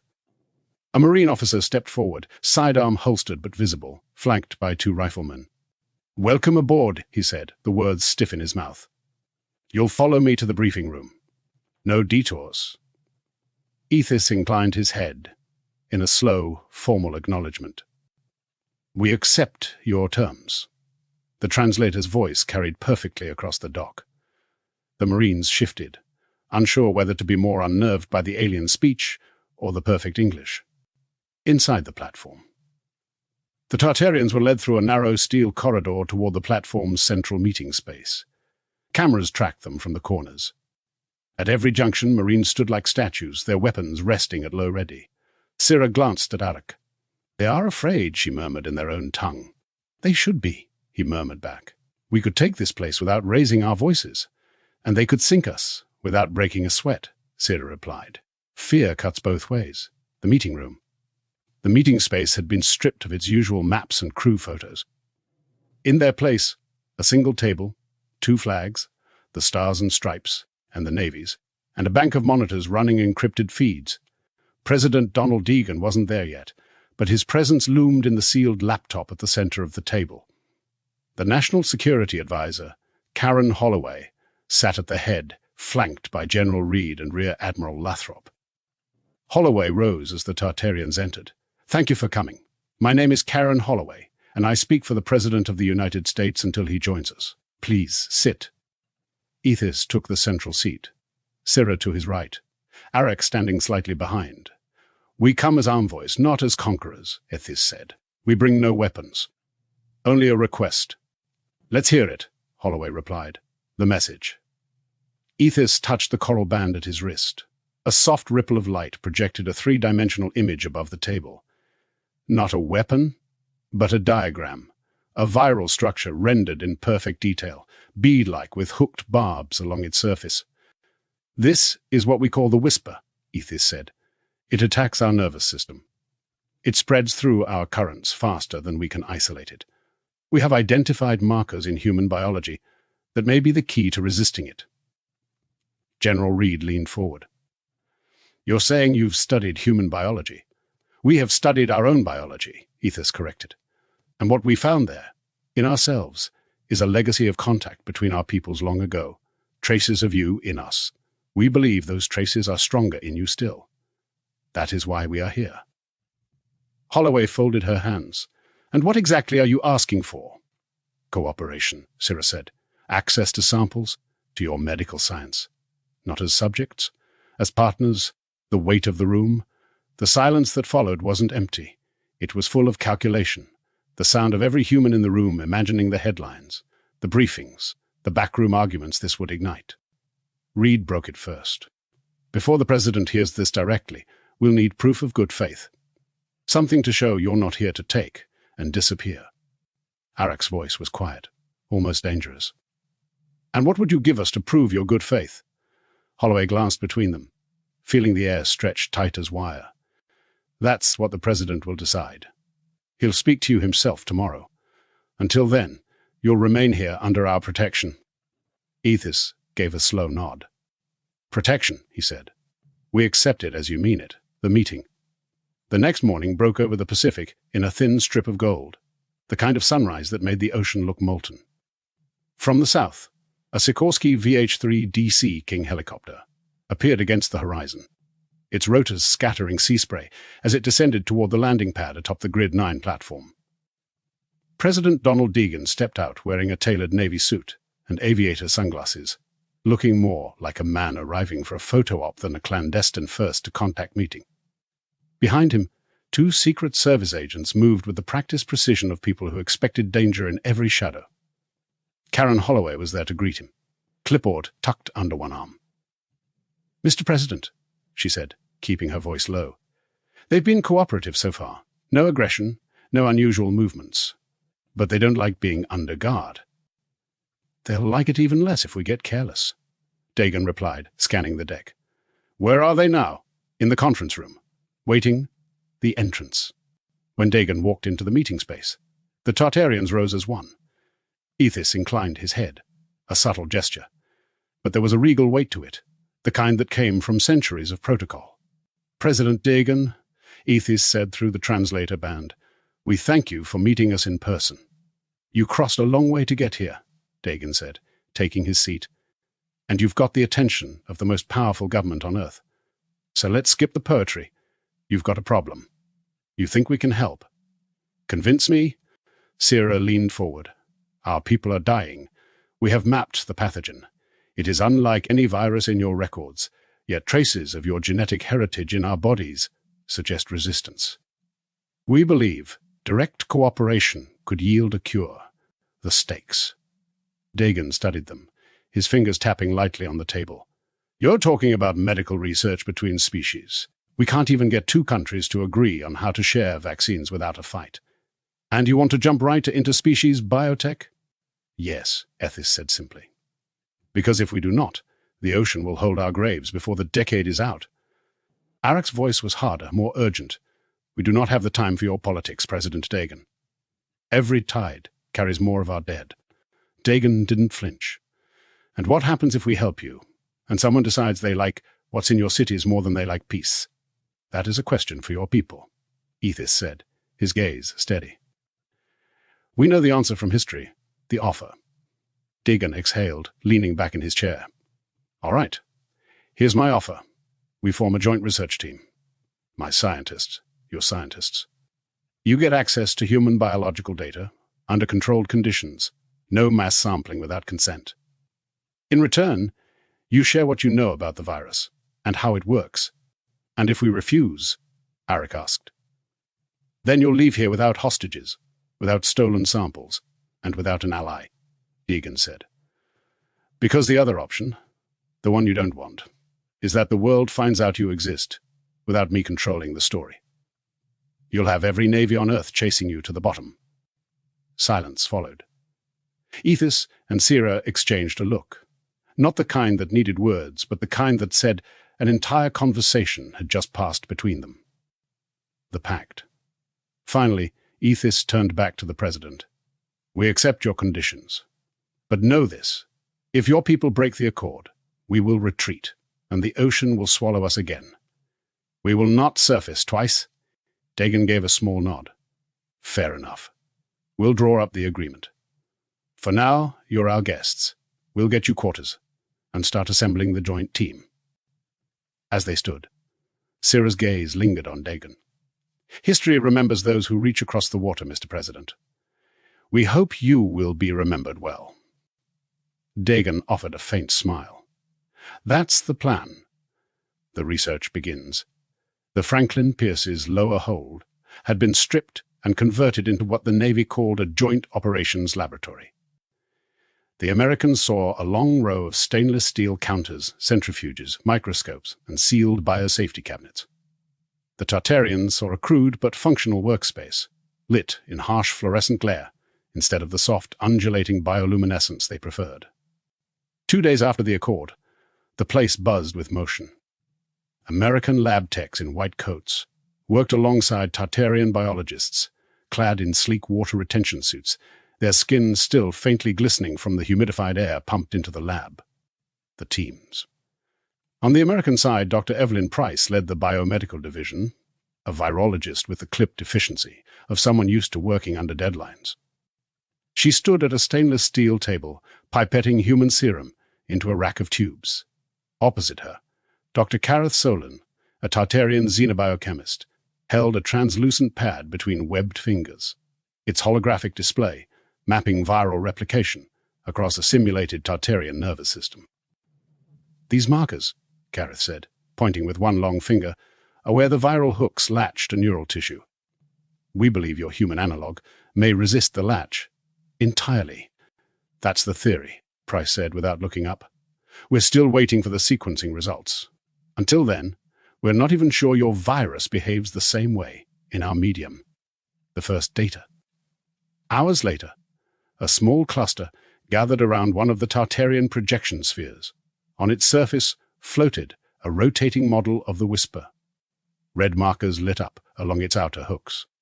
This is it, Price said, crossing her arms.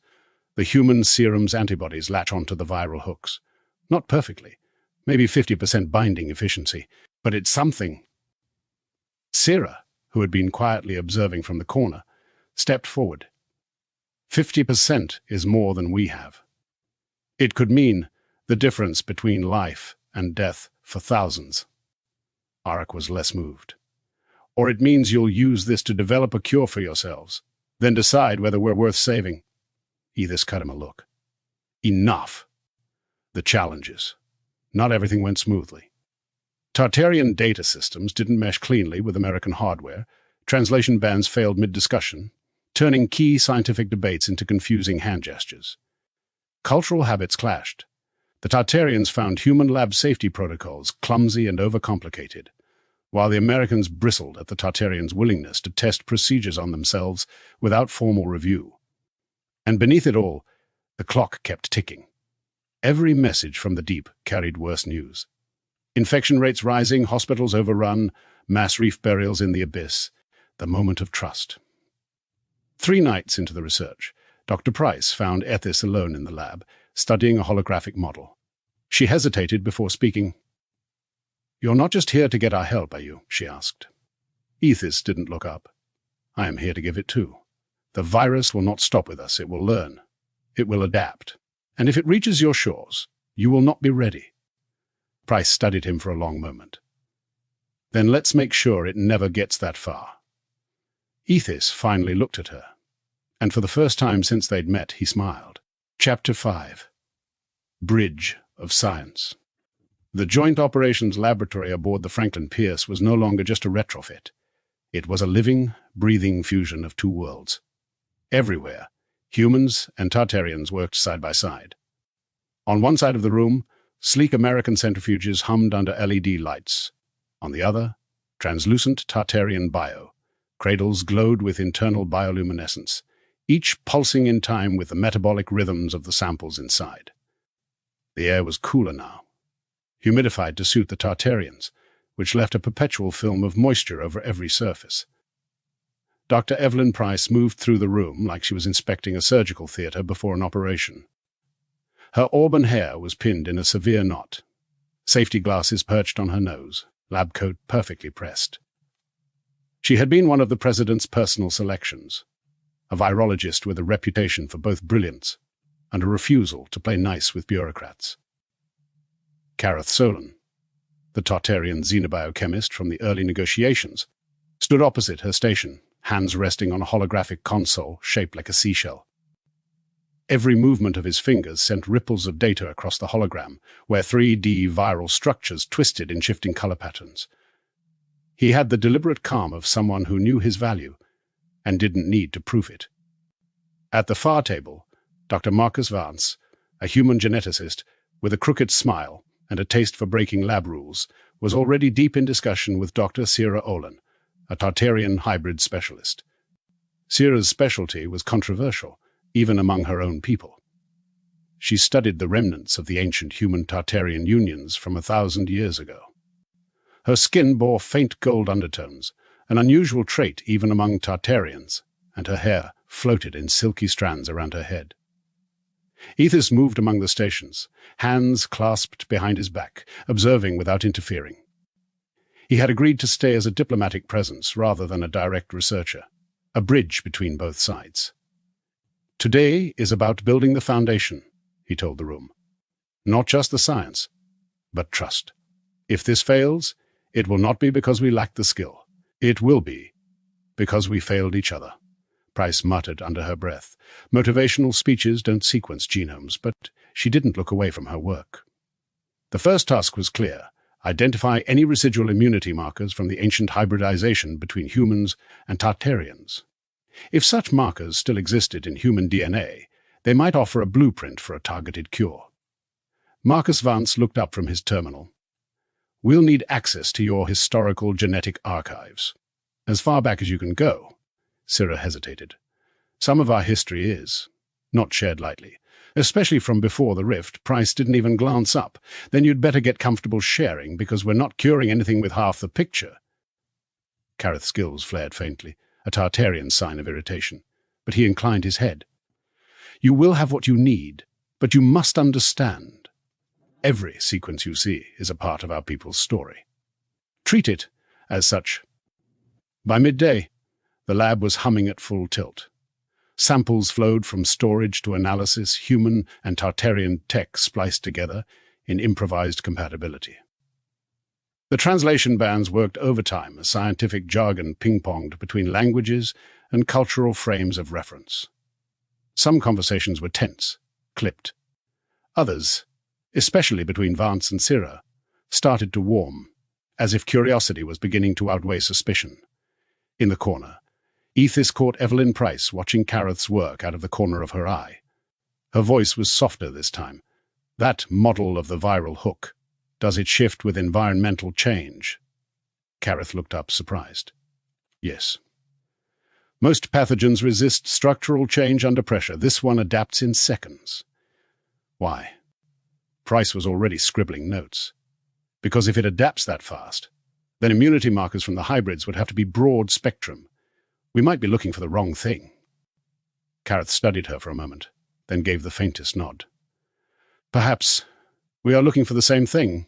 From different sides, it wasn't much, but it was a start. The hybrid blueprint. They called the dataset Argosy because it felt like a treasure fleet, 1,000 years of Tartarian genomic records, curated with an almost religious care, now mirrored onto an air-gapped rack of American drives, humming like a hive. Every file, carried two labels, Science and Sacred, a reminder from Sira Olin that data could be both. Price set the ground rules in a voice that brokered no argument. We silo raw identifiers.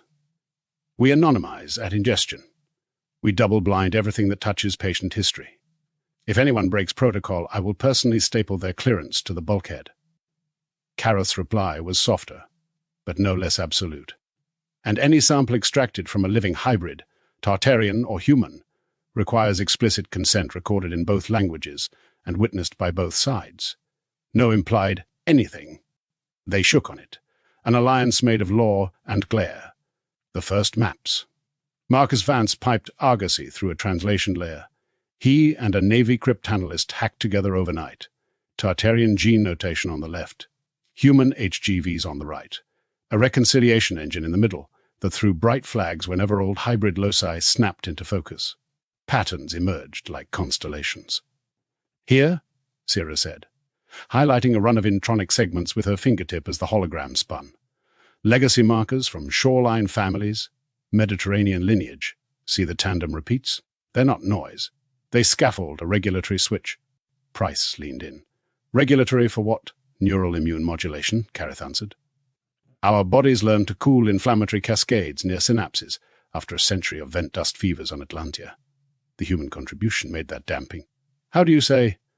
Less brittle. That tracks with the Whisper's MO, Vance said. If it wins by choking signal fidelity, anything that stabilizes synaptic exchange buys time. They ran comparative panels.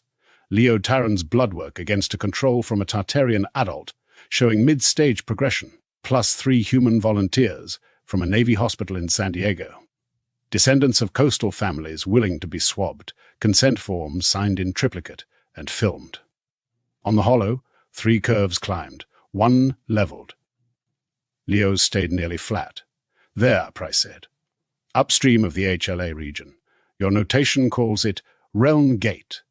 In humans, it overlaps with a VNTR that's common in populations with maritime ancestry. When expressed, it produces a family of glycoproteins that coat axonal junctions. Think molecular Teflon. Kareth's markings brightened along his cheekbones. If the viral hooks can't seat, they can't whisper. Sira, who had been silent, let out a slow breath. We just turned myth into mechanism. Blood and boundaries. Consent Day felt like a festival pretending not to be. In a curtained alcove of the joint lab, a bilingual petty officer read the form aloud while a camera recorded, and a Tartarian solicitor nodded approval. Leo sat on the edge of a cot, feet not quite touching the floor, watching the needle with the board, bravery of a kid who had seen worse. Ethes knelt to eye level. You can say no, he said in Tartarian. We will still bring you home. Leo tilted his head. If I say yes, someone else goes home sooner. Ethes smiled without showing teeth. That is the hope. On the American side, Dr. Evelyn Price drew her own blood first, then held up the vial to the room like she was proving a point about skin in the game. 3 more human volunteers followed, 2 sailors and a civilian oceanographer from Scripps who had sprinted onto the pier with her consent form half dry. Kareth locked each sample into Argosy's sister vault, Harbour, a mirror with human safeguards. 2 keys to open, he said, glancing at Price. Yours and mine? Make it 3, Sira added, stepping forward. No doors we can't all unlock. The partial shield. By evening, the virus models were back on the sphere, now wearing coats of proteins like winter branches. Vance and Sira ran challenge assays that would have made an ethics board chew glass if they hadn't been pre-approved at 4 different levels. In vitro neural tissue cultures seeded with Whisper and dosed with hybrid-associated glycoproteins. The first run stalled at 38% binding inhibition, the second at 42%.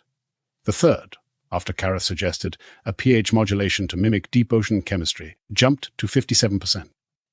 It's not a cure, Price said, tamping down the small flare of hope in the room. But it's a throttle. A throttle slows a fall, Ethes said. Sometimes that is all a bridge needs to hold. They pushed harder. Sira proposed a chimeric construct, human-origin glycoprotein backbones studded with Tartarian side chains adapted from vent fever therapies. Kareth tuned the side chains to maintain function under pressure variance, Vance built a delivery vector that wouldn't freak out a human immune system. They called the candidate Realm A, after the regulatory gate that kept showing up like a refrain. On the bench, cultures dosed with Realm A held signal integrity 61% longer than controls.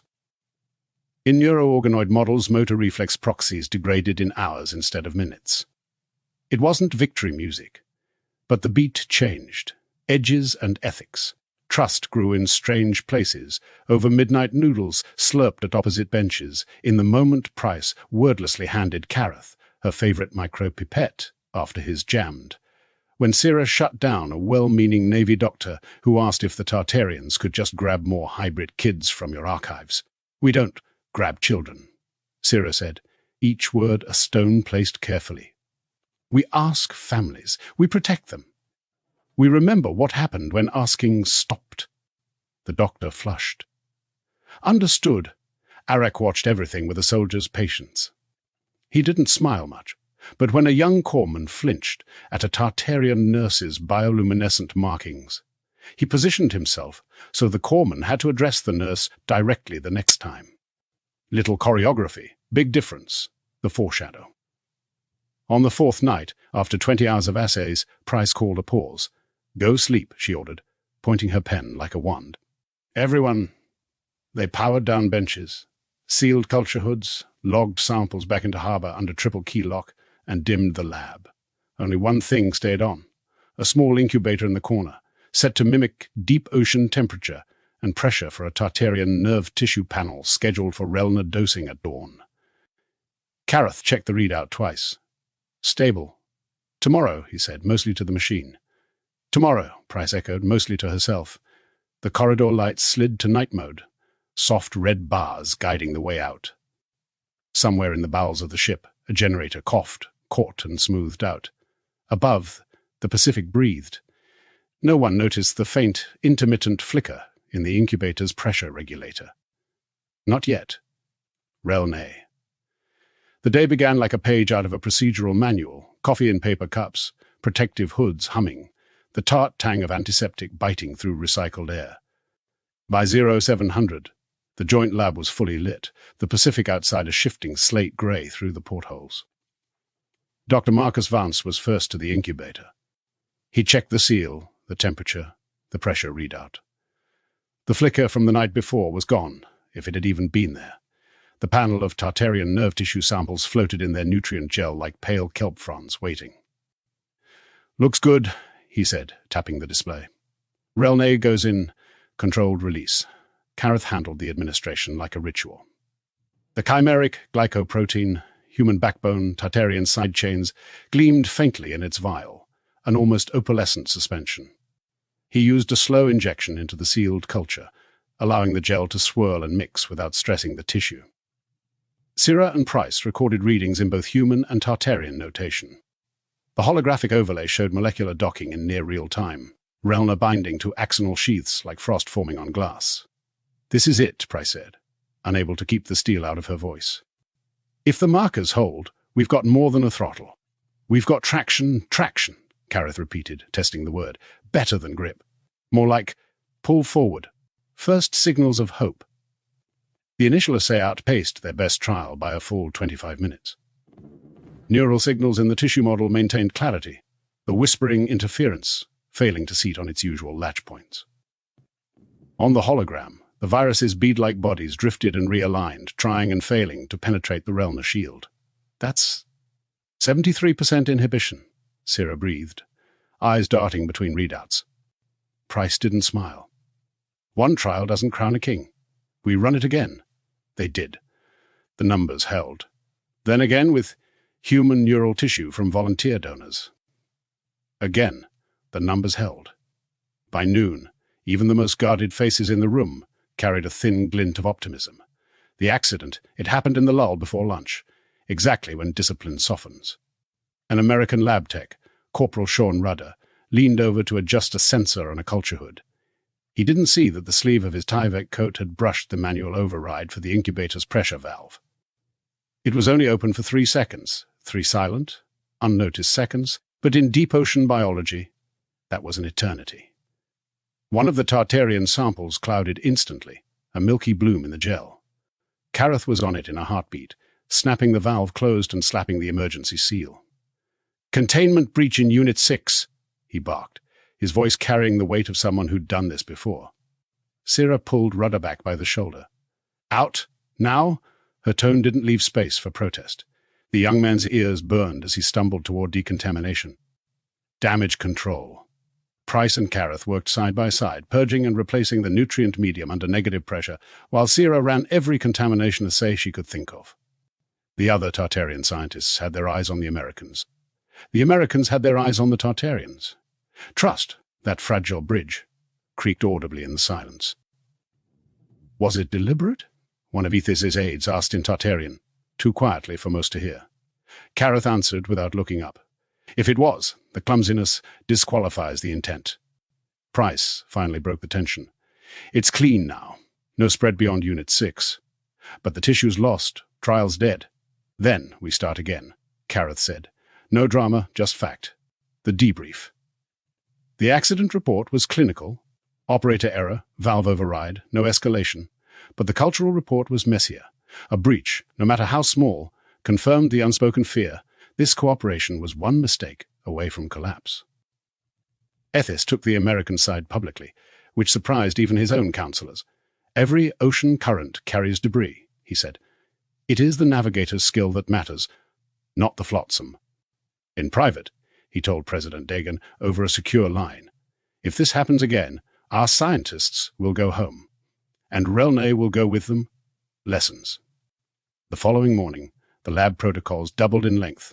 All equipment controls were fitted with recessed covers.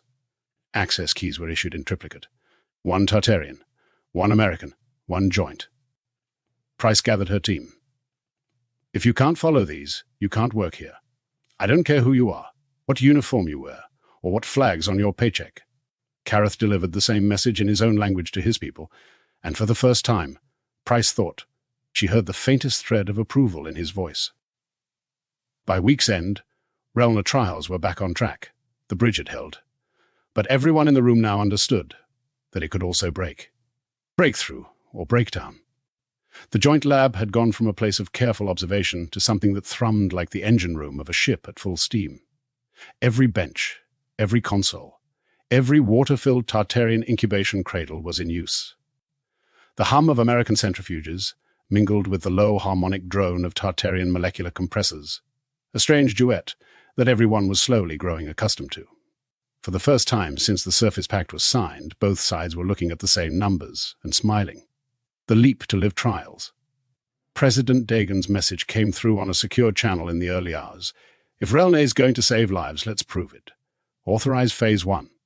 Ethys' approval followed less than a day later, though his words were heavier. "Proceed, but remember, every life lost in this test will be remembered in our waters." 6 Tartarian volunteers were chosen. All were infected with the virus in early to mid-stage progression. They were not the dying. No one wanted to start with the dying, but they were far from healthy. When they arrived at the Franklin Pierce, the American crew went still. Even Syrah's calm faltered for a breath. It was one thing to study the disease under a microscope. It was another to see it in the flesh. Pale, almost translucent skin. The faint shimmer of bioluminescent patterns fading unevenly across their bodies. Eyes glassy with fatigue, breathing heavy despite the oxygen-rich, humid air. Price was the first to move. "Let's get them prepped. First injections." The volunteers were led into pressure-balanced chambers, half medical bay, half environmental module, designed so they could rest in shallow seawater while still connected to American monitors. Kareth took the first syringe himself. Not an auto-injector, this had to be done slow, deliberate. He inserted the needle into the narrow web of skin between the volunteers' gill flaps. The pale, opalescent Relna diffused into their system, the color almost visible beneath the skin for a heartbeat before vanishing into circulation. Across the room, Price mirrored the motion on her patient, murmuring instructions to a nurse.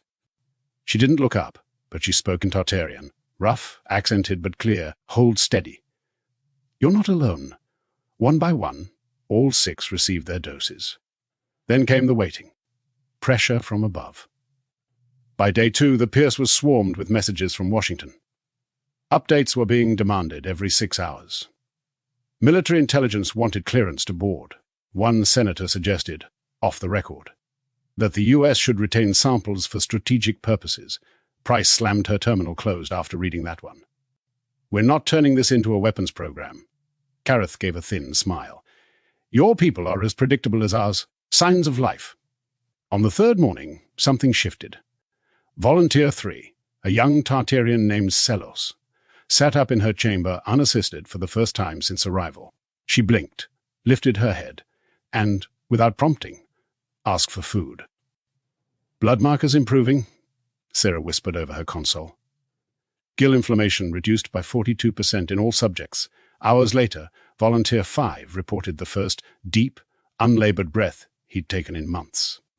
Volunteer 1's bioluminescent patterns were already starting to brighten, an early sign of systemic recovery. The lab cheered, but quietly, as though raising their voices might scare the results away. The setback. Day 5 ended the streak. Volunteer 2, one of the strongest candidates, spiked a fever so high, the sensors triggered an automatic alert.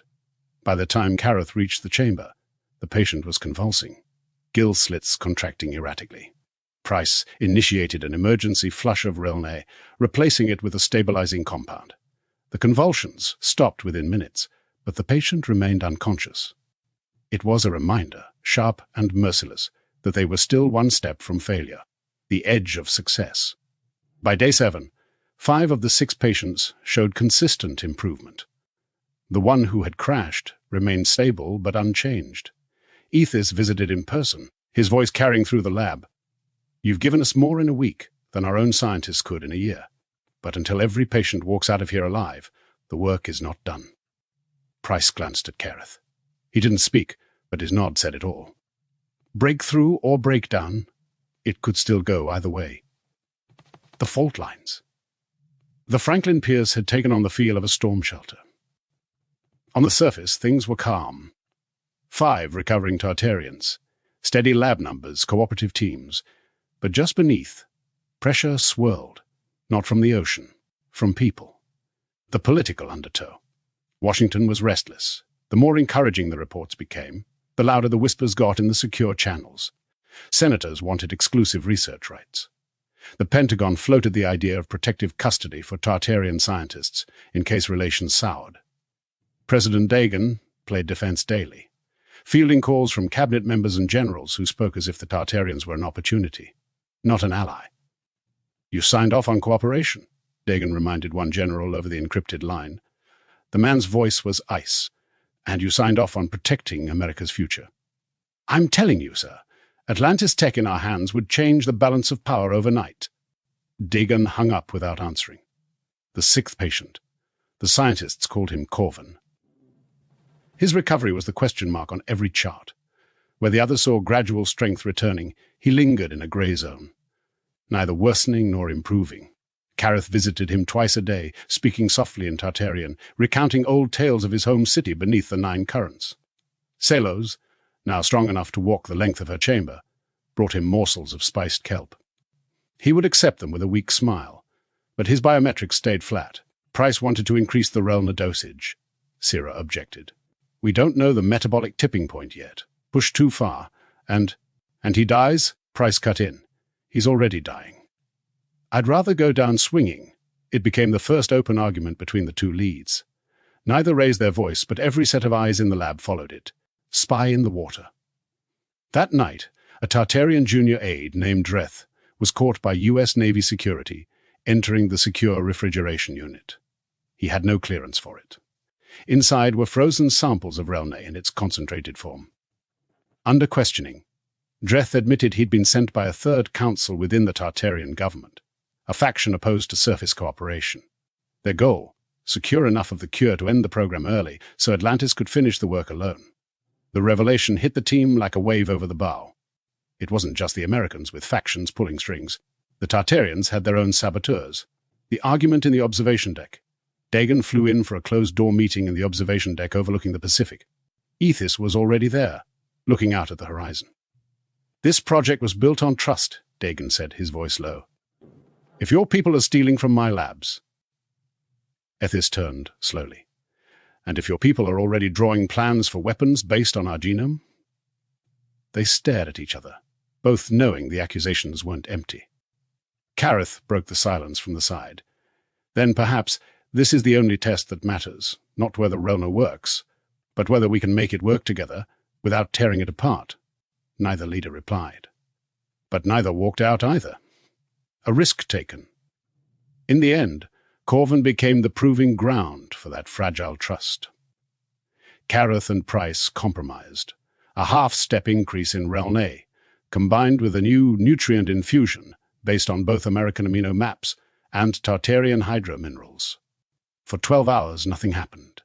Then, in the 13th, Corvin's bioluminescent patterns brightened, just slightly, but enough for the monitors to pick up.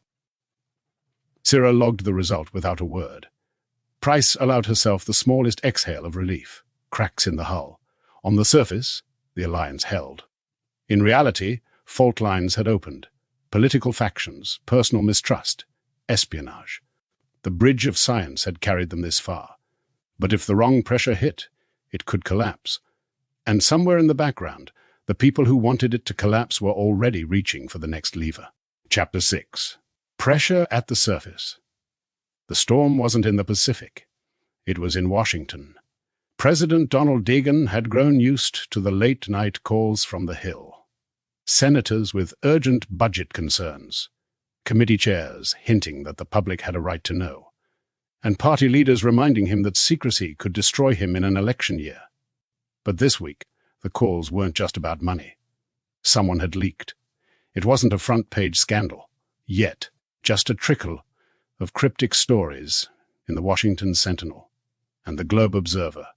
White House in secret talks with Deep Sea Nation. A column on page 6 about an underwater energy source supposedly found off Guam. But Dagon knew the pattern. First came the small leaks, then the speculative think pieces, then the sharks, both political and literal, smelled blood, the budget war. The Joint Research Program on the Franklin Pierce was already the single most expensive covert operation in modern U.S. history. The floating lab had to be resupplied weekly with specialized medical-grade salts, advanced filtration systems, and Tartarian-compatible oxygenation rigs. Every shipment was run through triple-clearance logistics teams, all under a Pacific Reconnaissance Weather Program cover story. In the latest closed-door meeting, Senator Halverson from the Appropriations Committee leaned forward over the polished mahogany table, his voice just above a whisper. "How much longer before we see tangible results, Mr. President?" Dagon didn't flinch. "We've had partial successes. Relna is showing compatibility in—" Halverson cut him off. "Partial doesn't keep this program alive. I've got colleagues calling it the most expensive aquarium in history." The room chuckled. Dagon didn't. The Tartarian ultimatum. While the Americans argued over funding, the Tartarians were having their own crisis.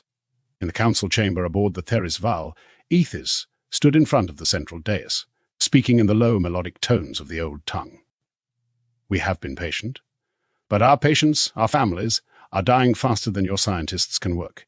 If there is no cure by the next lunar tide, the deep faction will withdraw." Gasps rippled through the chamber. Withdrawal didn't just mean ending the alliance. It meant taking the data, the samples, the breakthroughs, and vanishing back into the abyss. Decades of genetic knowledge would sink with them. Some on the council supported the threat. Others feared it would break the last bridge they had, the quiet theft. The Americans weren't blind to the Tartarian rift, and some saw it as an opening. In a quiet, windowless office in Langley, 2 men from the National Clandestine Service studied hollows of Tartarian medtech. Their analysts were already mapping potential military applications: sonar reflective hull plating, self-repairing polymers, biological filtration systems that could allow a submarine to stay submerged for a year without surfacing. "This tech," one of them muttered, "could put us a century ahead of Beijing and Moscow. And we're letting them keep it." A third man, younger, cleared his throat. "Orders are to analyze without detection." The older one smirked. "Orders have a way of changing. Fault lines widen. By the time Dagon received the next intelligence update, the alliance was already fraying. Washington wanted results, Atlantis wanted survival, and the CIA wanted secrets. The problem was, no one seemed to want the same thing at the same time. And out in the middle of the Pacific, on the Franklin Pierce, the scientists had no idea they were about to watch their most promising breakthrough turn into the Alliance's worst nightmare. The trial that should have worked. On the morning of August 19th, 1987, the Franklin Pierce's main lab was alive with a quiet, focused energy, the kind of mood that comes before a test everyone wants to believe in. The plan was simple in theory: administer a refined version of Relna 5, combined with a newly synthesized, stabilizing protein derived from preserved hybrid DNA samples. The theory was that this protein, a relic of the ancient mingling between Tartarian and human bloodlines, could bridge the gap where previous formulas had failed. For weeks, it had been the whispered game-changer in the lab halls. Even Price, who lived in constant war with her own skepticism, had privately told Careth, "If this works, we could be done in months." The subjects. 3 Tartarian volunteers were prepped in adjacent treatment cradles, their shimmering skin dulled by the illness. One of them, a young male named Rhys-Davies, had only been symptomatic for 6 days. The other 2, a bonded pair named Nelry and Korth, had been battling the virus for over 3 weeks. All 3 had agreed to the trial after Careth explained the risks in painstaking detail. None of them flinched. "It's better to try," Rhys had said in English, still awkward with the words, "than to sink without a ripple the procedure." Price handled the human-side equipment. Sira, the Tartarian chief medic, managed the nutrient and fluid balance. Careth monitored the bioluminescent skin patterns for early warning signs of distress, a diagnostic method Tartarians had used for centuries. The stabilizing protein was administered first. Monitors hummed, displaying the slow cascade of markers in the bloodstreams. Then came Relna 5, its pale blue swirl sinking into the saline infusion. At first, nothing happened. Then, slowly, the heart rate and oxygenation levels on all 3 patients began to climb. Bioluminescent patterns flared faintly across Rhys' neck. Nelly's eyes half opened, focusing for the first time in days. The room's tension eased. Someone, an American Navy tech, actually smiled. The turn. It began with a faint tremor in Rhys' cradle, just a twitch of the fingers at first. Price moved toward him, checking the readouts. His oxygen levels were spiking. "Too fast," she muttered. Seconds later, Nelly arched violently in her cradle, water splashing over the rim. Korth's chest began to convulse in short, sharp bursts. The monitors wailed. Oxygen up, heart rates erratic, core temperatures rising dangerously. "Shut it down!" Careth barked. Sira slammed her palm against the emergency nutrient cutoff. "Price killed the protein feed!" Navy medics rushed in with restraints. But it was already too late. The collapse. All 3 patients went into full neuromuscular seizure within a minute. Bioluminescent skin patterns flared white-hot, then collapsed into a dead grey. By the time the crash carts were wheeled in, the first heart had already stopped. Rhys was gone in less than 3 minutes. Nelly followed moments later. Korth clung for nearly 10 before the final flatline. The lab went silent except for the drip of saline hitting the floor. Aftermath. No one spoke for nearly half an hour. Price's hands trembled so badly she couldn't remove her gloves. Careth stood perfectly still, his expression unreadable, as if any movement might let the grief escape too quickly. Finally, Sira broke the silence in a voice as cold as the Pacific. "You told us this would save them." Price opened her mouth, then closed it again. There was nothing to say that wouldn't sound like an excuse. In Washington, the trial's failure would be reduced to a single line in a classified memo. But on the Franklin Pierce, it was a fracture that no one could ignore. The Americans had lost credibility. The Tartarians had lost 3 more of their own. And the virus was still winning. Fallout. News moves faster than grief. By the time the monitors were powered down and the cradles shrouded, 5 encrypted summaries had already crossed the Pacific. Each told the same story with different verbs. Failure in Washington. Sacrifice in Pelagius. Incident in the Pentagon. The only noun everyone shared was dead. The room after. Price called a halt to all dosing. No one argued. Gloves off.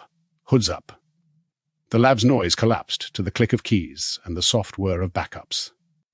Gareth and Syrah led a quiet rite, palms to water, 2 breaths held, names spoken once to the surface and once to the deep. Americans stepped back, unsure where to stand in a room that had become a chapel. Ethis arrived within the hour. He didn't ask for explanations. He asked for the data. What we feel belongs to us, he said, voice steady. What we know belongs to the living, Washington's reflex. In the Situation Room, Karen Holloway braced for bloodletting. It came in 3 flavors.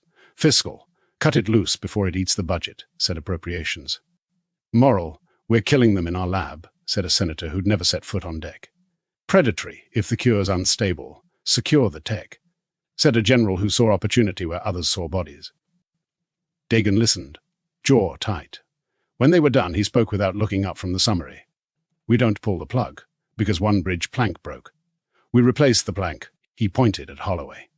Lock the comms. Keep the press at arm's length. And get me a path to salvage this without lying. The other agency.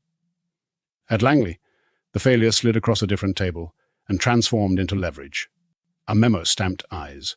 Only proposed contingent exploitation of Tartarian assets should the alliance fail. Targeted exfiltration of biocradles, hull samples, and power modules during a managed drawdown. Managed, the section chief said, like a man describing a clean incision. The younger officer who'd warned about detection earlier raised a hand. We do this, and they'll never surface again. The chief smiled thinly. That's the point. The council's anger. In Pelagis, the Council of Tides convened under dimmed kelp light. Grief sharpened into politics with merciless speed. High Admiral Corvin slammed his palm to the rail. 3 deaths at human hands. Withdraw now. Syrah Len stood her ground. 3 died trying. 5 are healing because we tried. If we leave, we bury 5,000 more by year's end. Murmurs split the chamber like a rift. Ethis laid the numbers bare, the pharmacokinetics, the spike, the crash. Relna 5 had overclocked damaged neurons. A design flaw, not malice. We correct it, or we drown with our pride intact, he said. A vote for immediate withdrawal failed by 2 voices. A motion to suspend live dosing passed by many. Funerals at sea. At dusk, the Franklin Pierce slowed. American sailors lined the rail in dress blues. Tartarian attendants floated in the moon-silvered wake. 3 bioluminescent wreaths slipped into the water and sank like small constellations going home. No speeches, just the sea, taking back what the lab could not keep.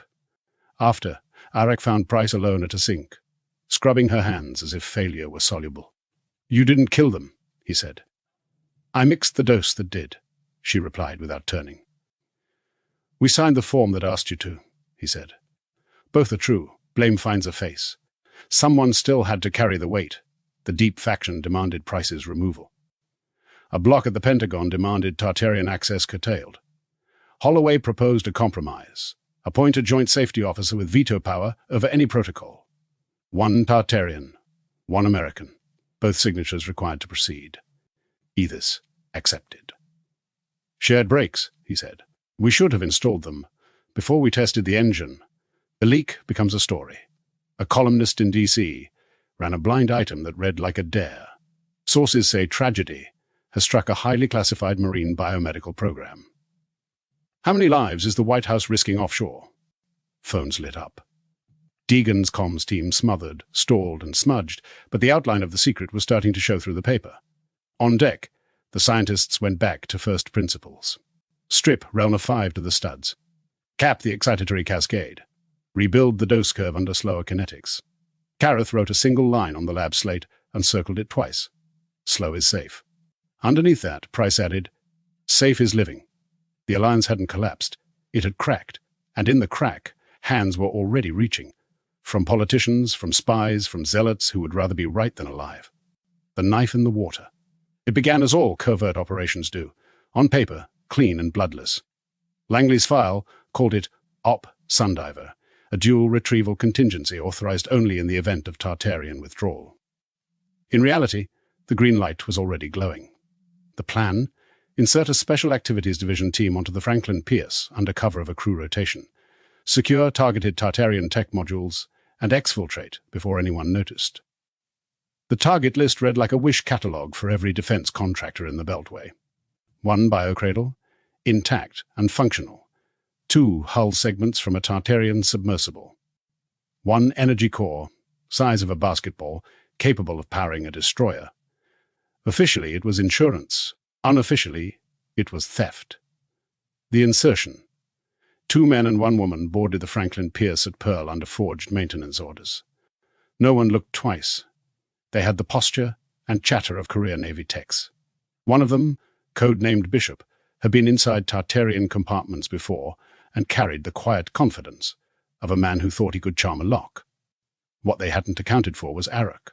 He'd been restless since the funeral, prowling the lower decks at odd hours. That night he caught the sound. 3 sets of boots where only one should be. He followed them into the dim belly of the ship and found them working a portable plasma saw at the seam of a Tartarian hull segment, stowed for study. "Those aren't yours," he said in English. Bishop didn't blink. "Neither are they yours, friend. Containment." The confrontation drew others. Price, 2 Marines, and within minutes, a half-dozen Tartarians, their bioluminescent markings beginning to flare.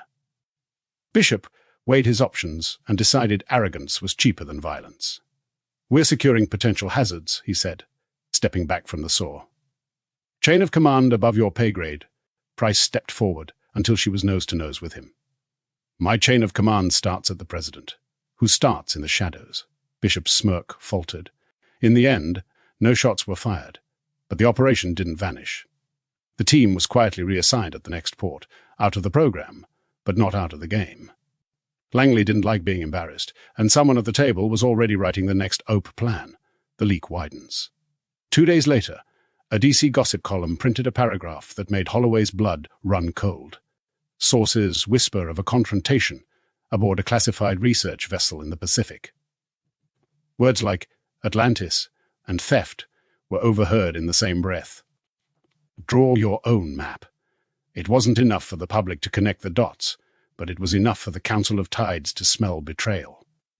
Pelagius reacts. Ethos summoned Dagon on a secured channel, his voice low and cold.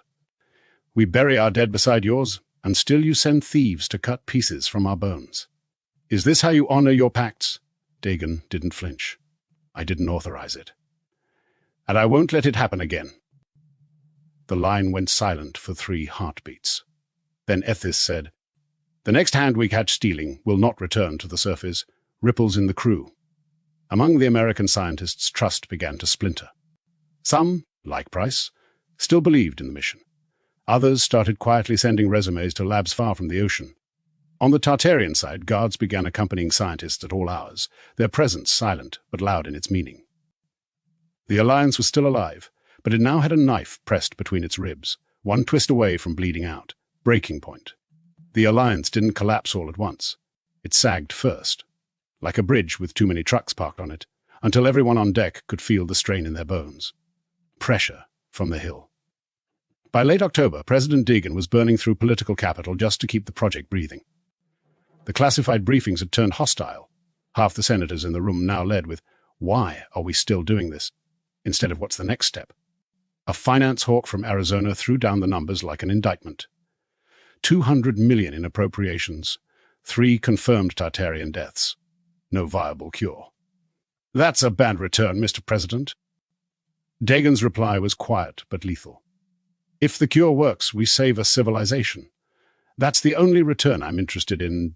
Not everyone agreed. And in the hallways afterward, the Hawk's aides were already whispering about cutting off funding entirely. The Council fractures. In Pelagius, the Council of Tides was no better. High Admiral Corvin used the Sundiver incident like kindling, feeding it to anyone whose grief still had sharp edges. They steal from us when we open our gates. Imagine what they do when they close them. Cyril Len fought to keep the middle ground, but even her allies wanted tighter controls. A motion to recall all Tartarian scientists from surface labs nearly passed. Only Ethys's promise to retool the safety protocols, and Dagon's personal guarantee to purge unauthorized actors kept the tide from turning. Media on the hunt. The press, smelling blood in the water, circled like sharks. Anonymous sources hinted at foreign nationals being held aboard U.S. Navy vessels for medical experiments. The word Atlantis made its first appearance in a fringe paper in San Diego, paired with a blurry sonar image that could have been a whale, a submarine, or a fever dream. Holloway's comms team played defense, feeding the wire's bland denials and redirecting interest toward more salacious beltway scandals. It worked for now, but the noise was growing. The choice. Then came the meeting. One table, two worlds, Deegan, Holloway, Price, and a pair of senior admirals on one side, Edith, Cyrillenne, and Careth on the other. The air in the compartment was thick enough to chew. Edith didn't waste words. "We've buried enough. We will withdraw unless the next trial meets two conditions: joint oversight and full transparency on every molecule, every vector, every dose." Deegan looked at Holloway. She gave the smallest nod. "Agreed," he said. "Two signatures. One of yours, one of ours, before anything enters a body." It was, in practice, a leash on both sides. The narrow path forward. The meeting ended without handshakes but without walkouts, and that was its own kind of victory. The next morning, the lab's whiteboard held a new heading in red block letters. Project Resurgence. No more shortcuts. No more unauthorized field trips into Tartarian storage bays. No more quiet sabotage from agencies with their own agendas, at least not in the open. The bridge hadn't collapsed, but it had lost half its supports, and every step forward would creak loud enough to make both sides flinch. Chapter 7. The New Rules. The lab looked different now, not in shape or structure. The titanium ribs, the thick panes of armored glass, the silver and blue consoles were the same, but in the way it breathed. Before, the space had been a kind of cold frontier, half human, half Tartarian, each side keeping to their own benches like strangers on a train. Now it was a true hybrid. Human centrifuges hummed beside Tartarian hydroplasm columns. Data monitors scrolled side by side in English and the flowing choral script of the deep. The central table, once a no-man's land, was now the only table, its surface cluttered with both beakers and shimmering marine vials filled with plankton-bright solution. It hadn't come easy. After the near break of the Alliance in Chapter 6's aftermath, both President Deegan and Lord Ethis had forced through a new protocol, 2 signatures on every major step, 1 human, 1 Tartarian. That meant no more quiet shortcuts, no secret trials slipped past oversight. It slowed things down, but it also built a kind of wary trust.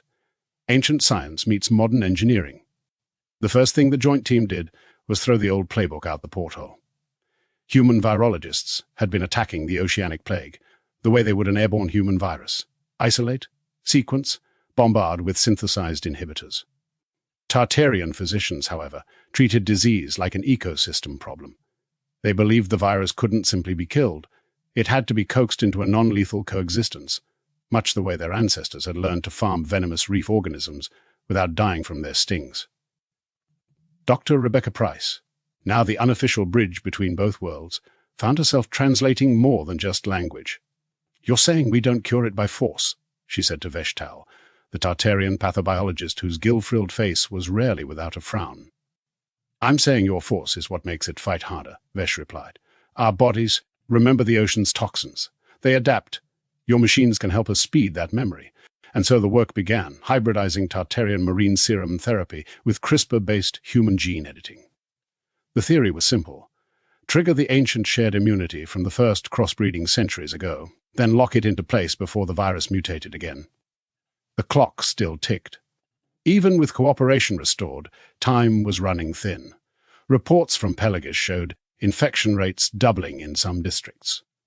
Funeral chants were now a constant low thread beneath the city's daily life. Price called it the tide at their backs. Ethis called it the knife at their throats. Either way, the deadline was no longer a date on the calendar. It was measured in lives lost by the hour. Holloway kept a tight rein on the human side's politics, but she knew any hint of failure would spark fresh calls to pull the plug. And on the Tartarian side, Admiral Corvin was waiting, practically salivating. For the moment, he could declare humans unfit to help. The turning point sample. It came, as breakthroughs often do, from something no one expected. A junior Tartarian biochemist named Lura T noticed that one of the archival human DNA samples, taken from descendants of the first coastal tribes to interbreed with Tartarians, contained an active protein sequence the modern human samples had long lost. It was dormant in their own population, but when introduced into a Tartarian cell line in vitro, the virus simply stopped replicating. The lab froze. Price stared at the microscope monitor. Vesh-Tal's gill frills fluttered once in what might have been astonishment. "It remembers," Lura whispered. "Then we teach it to remember in everyone," Price replied. The volunteer. The sample was one thing. A glowing line on a monitor, cells in a dish, a lab bench miracle. But translating that into a living body, a body already drowning from the inside, was another leap entirely. And it was a leap no simulation, no sterile chamber could take for them. They needed a volunteer. The call for courage. The Council of Tides was still split when Ethis called the emergency assembly. Word of the lab's partial success had spread through Pelagis like phosphorescence in a dark tide. Hope, after months of failure, burned hot enough to be dangerous. Ethis addressed them plainly. "We have a candidate treatment. We do not yet have a cure. One of us must take it first. Not a prisoner, not a surface ally. One of us. If we ask humans to share in our science, we must show them we will bear its risks." The chamber filled with uneasy murmurs. No one wanted to volunteer. Too much to lose, too much pain already borne. Even Corvin, who had fought the human partnership at every turn, kept his eyes fixed on the floor. It was Laura T. who broke the silence, the junior biochemist, barely past her second decade. "It was my discovery," she said, stepping forward. "If it kills me, then I answer for my own work. If it saves me, we all live. Human side reaction." On the surface, in the secure conference room aboard the Franklin Pierce, the American delegation reacted with a mix of admiration and alarm. Dr. Price's voice was the first to cut through. "She's too valuable. If this fails, we lose the only Tartarian who understands the protein's binding mechanics, inside and out." Vesh-Tal's answer was stone cold. "If it fails, we lose her to the virus in days anyway. She chooses to face it now. President Dagan, patched in via encrypted link, understood the stakes. He also knew this was a moment for optics as much as science. If she's willing, he said, we'll put our best behind her. But no green light without dual oversight, preparing the trial. The lab transformed overnight. Tartarian biotanks were moved into place alongside human surgical equipment. Holloway authorized a Navy medical team to operate under Price's lead, with Tartarian healers directing the oceanic side treatment. The procedure itself was almost poetic, a triple infusion, combining Lura's own modified serum, a CRISPR sequence based on the ancient hybrid DNA, and a stabilizing agent brewed from Tartarian coral enzymes. Every step would be monitored, not just vitals, but viral load, immune response, and neural stability. If something went wrong, they'd know within seconds. The moment before, on the morning of the trial, the lab was so quiet they could hear the soft hiss of the oxygen scrubbers. Lura sat on the edge of the treatment pod, her skin reflecting the chamber's pale lights. "Fear is like deep water," she murmured, glancing at Price. "It only drowns you if you stop swimming." Price didn't try to answer. She simply touched the young scientist's arm in a silent promise that no matter the outcome, she wouldn't face it alone. The infusion. The treatment pod sealed with a soft hiss, locking Lura inside the transparent cylinder. A halo of diagnostic displays flickered to life around her. Heart rate, neural patterns, viral load, oxygen saturation. Price stood on the human side of the control console, her gloved hands resting against the cold glass. Vesh-Tal mirrored her on the opposite side, the Tartarian's bioluminescent patterns pulsing faintly in time with his own heart rate. The first phase, the serum. A pale, shimmering liquid entered the pod through a thin serpentine line, coiling like molten silver toward Laura's arm. The Tartarian serum carried centuries of reef-borne immunity, an entire evolutionary strategy suspended in solution. The monitors showed a spike in Lura's vitals, but nothing catastrophic. Her gills flexed sharply, her eyes closed. "Feels warm," she murmured. That was expected. The serum's marine enzymes were designed to flood the bloodstream and prime her cells for what came next. The second phase, CRISPR activation. Price nodded to the Navy tech manning the gene sequencer. A new infusion line opened, releasing a clear solution that, under magnification, glittered with microscopic strands of programmed DNA. This was the human contribution. Extracted from the descendants of the ancient Tartarian human hybrids, re-engineered to trigger a dormant immune memory in Tartarian cells. Lura's body shuddered as the CRISPR payload began rewriting microscopic instructions inside her immune cells. "Temperature rising," the human medic called out. "Neural activity elevated," Vesh added. "Her system is fighting." Price's jaw tightened. "Let it. That's the point." The third phase, the stabilizer. The final stage came in the form of a luminous blue fluid drawn from coral polyps native to the Tartarians' homeworld. It wasn't a medicine, so much as a peace treaty between immune system and virus, convincing the invader to stand down rather than be destroyed outright. As the stabilizer entered her bloodstream, Lura's breathing slowed. Her vitals steadied. The red warning lights over her neural activity dimmed to amber. For a moment, the room held its breath. The wait. The first 10 minutes passed without incident. Then the virus counts began to drop. At first, it was almost too small to register. 0.1% here, 1/4 there. But after 20 minutes, the slope steepened. "She's responding," Price said softly, her eyes never leaving the numbers. "No. She's winning," Vesh corrected, his voice carrying a note of disbelief. By the 40-minute mark, the readings were clear. Viral replication had halted entirely. Her immune markers, long suppressed, were now surging past baseline. The first words. When the pod unsealed, the air smelled faintly of salt and ozone. Lura stepped out on unsteady legs, her skin glowing faintly with restored health. "It's gone," she whispered. "I can feel it." Like a shadow. Lifting, no one spoke for a long moment. The only sound was the low hum of the machines that had just rewritten the future of two civilizations. The celebration. The news traveled faster than the current. By the time Lura had finished her post-treatment scans, the word had already reached the deepest wards of Pelagis and the upper decks of the Franklin Pierce. The cure works in Pelagis. The city's great domes glowed brighter than they had in years, bioluminescent reefs pulsing like beating hearts.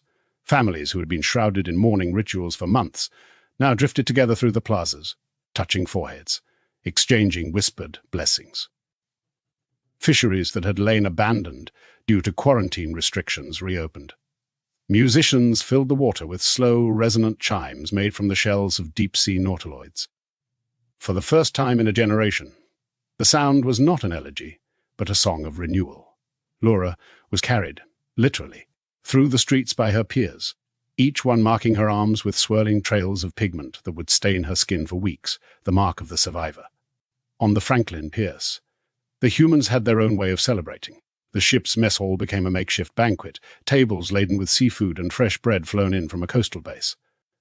The Navy band, usually confined to ceremonial functions, played soft jazz while scientists mingled with sailors. President Dagan joined via secure video, raising a glass of champagne from the Oval Office. "What you've accomplished here," he told them, "will be remembered in the history of both our peoples, not just for the cure, but for proving that trust can bridge any depth." The shared toast. Later that evening, a special comlink was established between the mess hall and the Tartarian council chamber. The visual feed shimmered slightly. Water-to-air transmission wasn't perfect. But it was clear enough to see Ethis, and Vesh standing at Lura's side. Price stepped forward with a glass in hand. "To Lura, to the bridge we've built, and to the tides ahead." Ethis raised a carved coral cup in answer. "To the bridge, may it never be broken." Both sides drank together. For a brief moment, the weight of centuries-old mistrust felt lighter. Quiet triumph. Much later, Price found Lura alone in one of the observation galleries, watching the slow dance of plankton in the dark water beyond. "The others will heal now," Lura said softly. This will spread faster than the illness ever did," Price smiled, leaning against the glass. "That's how hope works." Neither mentioned the whispers still circulating in certain corners of the human government or the Tartarian Council. For tonight, there was only victory. Tomorrow could wait. The rollout. The cure moved faster than politics could contain it. Once Lura's recovery was verified by 3 independent Tartarian medical councils and 2 human research teams, production began on an industrial scale. Manufacturing in 2 worlds. In Pelagis, vast bioreactors. Structures resembling translucent jellyfish the size of football fields, pulsed with the hybrid serum, each heartbeat releasing fresh batches into collection pods. Human engineers adapted their cold storage systems to keep the delicate genetic payload viable for transport. In Alaska, a converted naval shipyard became the first human-run Tartarian pharmaceutical facility. Tanks of seawater filtered through coral growth chambers lined the piers, guarded by a combination of Navy SEALs and Tartarian sentinels. The distribution fleet. The rollout required both surface and subsurface operations. Human hospital ships and Tartarian deep-dive carriers worked in tandem, ferrying doses to quarantined oceanic districts. It was an unprecedented display of joint logistics, something neither species could have achieved alone. Price rode aboard the Argos Blue, a Tartarian medical transport, watching as divers carried insulated pods through the water toward the glowing domes of an afflicted city.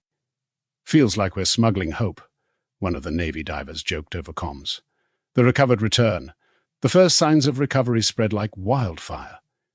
Once bedridden Tartarians emerged from their homes, some walking the coral streets without aid for the first time in months. In the shallow reef cities, children began splashing in the sunlight again, their laughter a sound that had nearly been lost. Among humans, the news coverage was relentless, though carefully filtered to avoid exposing the true depth of Tartarian technology. Interviews with Price, Vesh, and even Lura painted a portrait of cautious optimism. The ceremony. 2 weeks after Lura's treatment, the Council of Tides invited the human delegation to a formal acknowledgement ceremony in Pelagis' grand amphitheatre. It was the first time human boots had stepped inside the ceremonial heart of the Tartarian world. Under the luminous canopy of the amphitheatre's dome, Ethis addressed the crowd. "The tide between our peoples has shifted. Where there was suspicion, there is now proof. Where there was silence, there are voices." President Dagon responded via live projection from the White House. "May this be the first of many victories we win together. And the last time we wait until crisis to speak, the shadow in the wings." Yet, even amid applause, Price caught a flicker of unease. A handful of Tartarian sentinels kept their eyes on the exits, as though expecting trouble. She also noticed a human intelligence officer, one who had no official reason to be in Pelagis, slipping quietly out of the amphitheatre's side tunnel.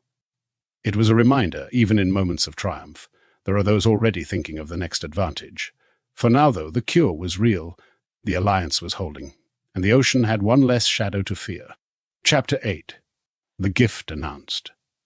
The announcement didn't come with fanfare. It came with a ripple, not in the water, but in the airwaves. 3 days after the last batch of the hybrid cure had been distributed, an encrypted transmission arrived at the White House from the Council of Tides. No ceremonial flourish, no preamble, just a calm, even voice across a secure channel. "President Dagon, the debt has been noted. The tide does not forget." Dagon listened in silence as Ethis, the Tartarian leader, outlined what his people intended to do. The gift would not be money, technology, or military aid. It would be biological, something their scientists had perfected over centuries, ways of enhancing cellular repair, slowing telomere degradation, and fortifying immune responses. "These modifications," Ethis said, "will not make your people invincible, but they will make them enduring, fewer illnesses, longer healthy lifespans. The same resilience that allows us to weather centuries beneath crushing depths." The first exchange. The first shipment wasn't gold or weapons. It arrived at Naval Station Norfolk in an unmarked temperature-controlled container the size of a refrigerator. Inside were 12 sealed vials, each glowing faintly with the bioluminescent signature of Tartarian medical compounds. Price was there when it arrived. She didn't touch the vials. Tartarian biotech wasn't meant to be handled carelessly, but she could feel the gravity of what sat in that crate. "If this works," she murmured to Dr. Sato, "we're not just curing disease. We're rewriting what it means to be human." The Oval Office meeting. President Dagon convened a small circle of trusted advisors in the Oval Office. The Tartarians' gift was described in clinical terms by Price and Sato, but the implications were anything but clinical. Longer lifespans meant longer careers, slower generational turnover, and potential upheaval in economics, retirement systems, and even political power. Extended immunity could save billions in healthcare or be weaponized in biowarfare. They trust us with this, Dagon said quietly, but they also know this could destroy us if we misuse it. The caution. If these final words in the transmission echoed in the room like a warning bell. A gift is also a test. Use it wisely, or you will not be offered another. There was no mistaking the tone. This wasn't just benevolence. It was a measure of humanity's worthiness for something far greater than the cure. A glimpse into a biological future most species could never dream of. And in that moment, Dagon knew that the true challenge wasn't whether the gift worked. It was whether humanity could handle it without tearing itself apart. The first trials. They kept the list short enough to fit on one page. 12 volunteers, all informed, all healthy, all with ironclad non-disclosure agreements and a willingness to be first across a biological frontier. The selection skewed practical: 2 Navy corpsmen, a Coast Guard rescue swimmer, an Alaskan bush pilot who flew medevacs in winter, a firefighter from San Diego, a CDC field epidemiologist, a kindergarten teacher who'd survived 3 bouts of lymphoma, and 5 career clinical trial participants who knew the drill and the risks. No senators, no billionaires. Not yet. The Tartarians insisted on pairing each human with a counterpart. 1 healer, 1 scientist, a mirror at every station. Dr. Evelyn Price co-led with Kareth. Veshtal oversaw safety with a Navy bioethics officer at his shoulder. Sira Olin ran consent like a ceremony, every clause read in both languages, every yes witnessed twice. Protocol Delta Blue. They called the enhancement suite Delta Blue, 3 microdoses over 9 days. A dose, immune modulation. Tartarian, reef-derived peptides designed to prime human innate responses without blowing out inflammation. Dose B, cellular maintenance, an enzyme complex that slowed telomere fraying in rapidly dividing cells. A dose C, repair assist, a coral polyp cofactor that nudged mitochondria toward cleaner energy output under physiologic stress. Not immortality, Price said in the pre-brief laser pointer steady on the slides. Think more headroom. Your body handles hits it used to fumble. Kareth added the Tartarian version, softer and stranger. We are not adding years to life. We are giving your years better ballast. No one laughed. It didn't feel like a joke. Needle, oath, watch. Dosa went in as a skin patch behind the shoulder blade, its microneedles too fine to feel. Monitors tracked cytokines, like stocks on a volatile day. The kindergarten teacher, Maya, spiked a mild fever and then settled, smiling sheepishly from beneath a heated blanket. The rescue swimmer's numbers barely twitched. His resting biology looked like a mountain stream. Price circled his chart. Outlier. Good outlier. By day 3, the subtle shifts were hard to ignore. White counts rose within safe bands. NK cell activity ticked up. In a cold chamber stress test, the bush pilot held steady 10 minutes longer than baseline before shivering. That's not normal, he said through chattering teeth, grinning anyway. Dose B sharpened the edges. Telomere attrition rate assays, usually glacial, started to show noise, then trend. Veshtal warned the room 3 times in 1 hour. Trends are not destinies, Price nodded, then quietly ordered repeat assays on a separate machine. Same curve.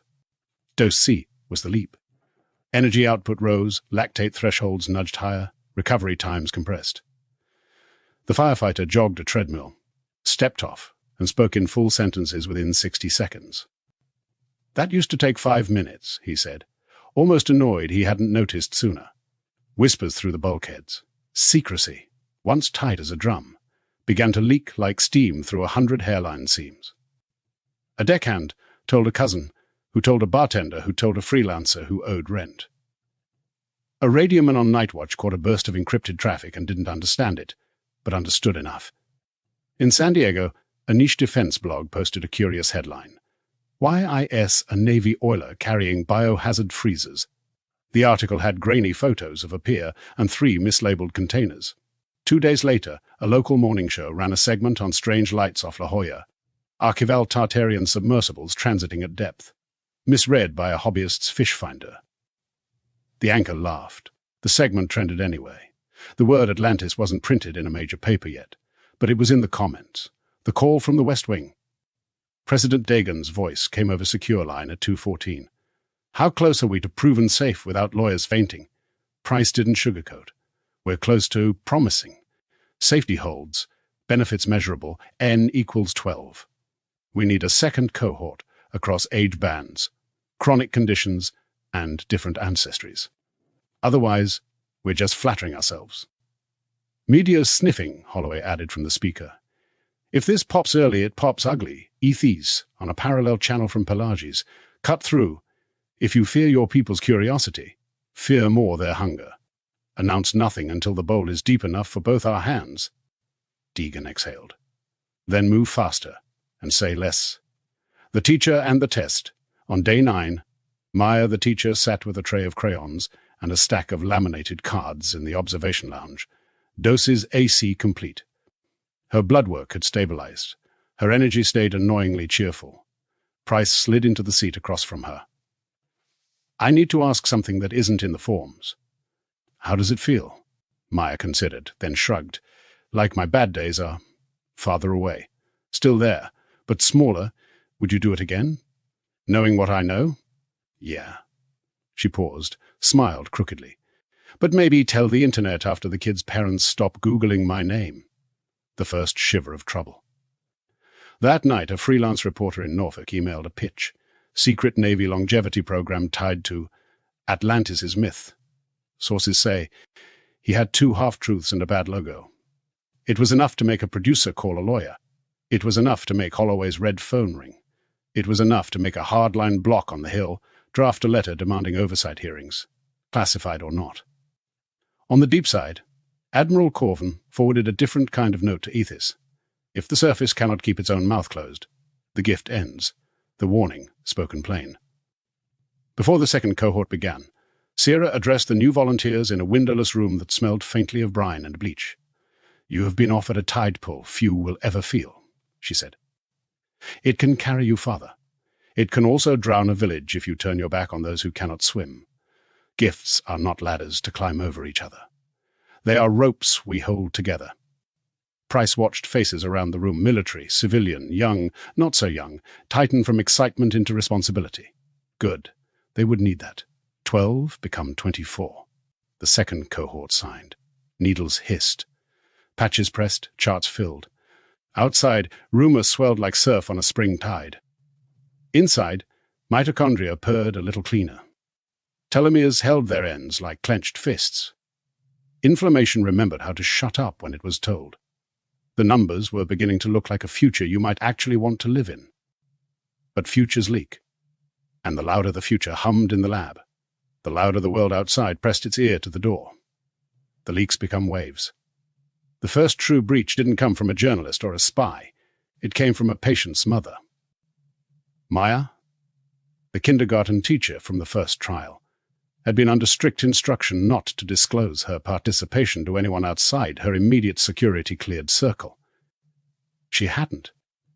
But her mother, Mrs. Albright, a retired nurse with a sharp tongue, saw her daughter over Thanksgiving and noticed something impossible to ignore. You're different, she said over pumpkin pie. Your hands don't shake when you pour coffee anymore. And your eyes, Maya, you haven't looked this healthy since before the chemo. Maya tried the official cover story. Vitamins, better sleep, new diet. Her mother smiled thinly and said, Sweetheart, I worked in oncology for 30 years. You don't get rid of fatigue like that with kale smoothies. 2 days later, Mrs. Albright mentioned her miracle daughter in the comments section of a Washington Post article about advances in cancer therapy. She didn't name names, but she mentioned a Navy doctor and ocean research. Within hours, a chain of message board sleuths were piecing together ship deployment records, blurry peer photos, and rumors from Navy spouses' Facebook groups. Rumor currents. The internet is an unforgiving tide. Once something hits the surface, it spreads in waves. By mid-December 1987, the following conspiracy threads were trending. Atlantis, the cure they're hiding, claiming the Navy had found an underwater city with advanced medical tech. Project Trident, alleging a joint US alien program to create super soldiers. A blue blood trials, insisting the government was giving life-extending injections to political elites. Holloway's communications team tried to flood the zone with noise, planting fake stories, releasing unrelated Navy R&D press briefings, even encouraging UFO forums to run with wilder theories. The idea was to bury the truth under so much absurdity that no one could pick out the real thread. But the Tartarians noticed. The Council summons.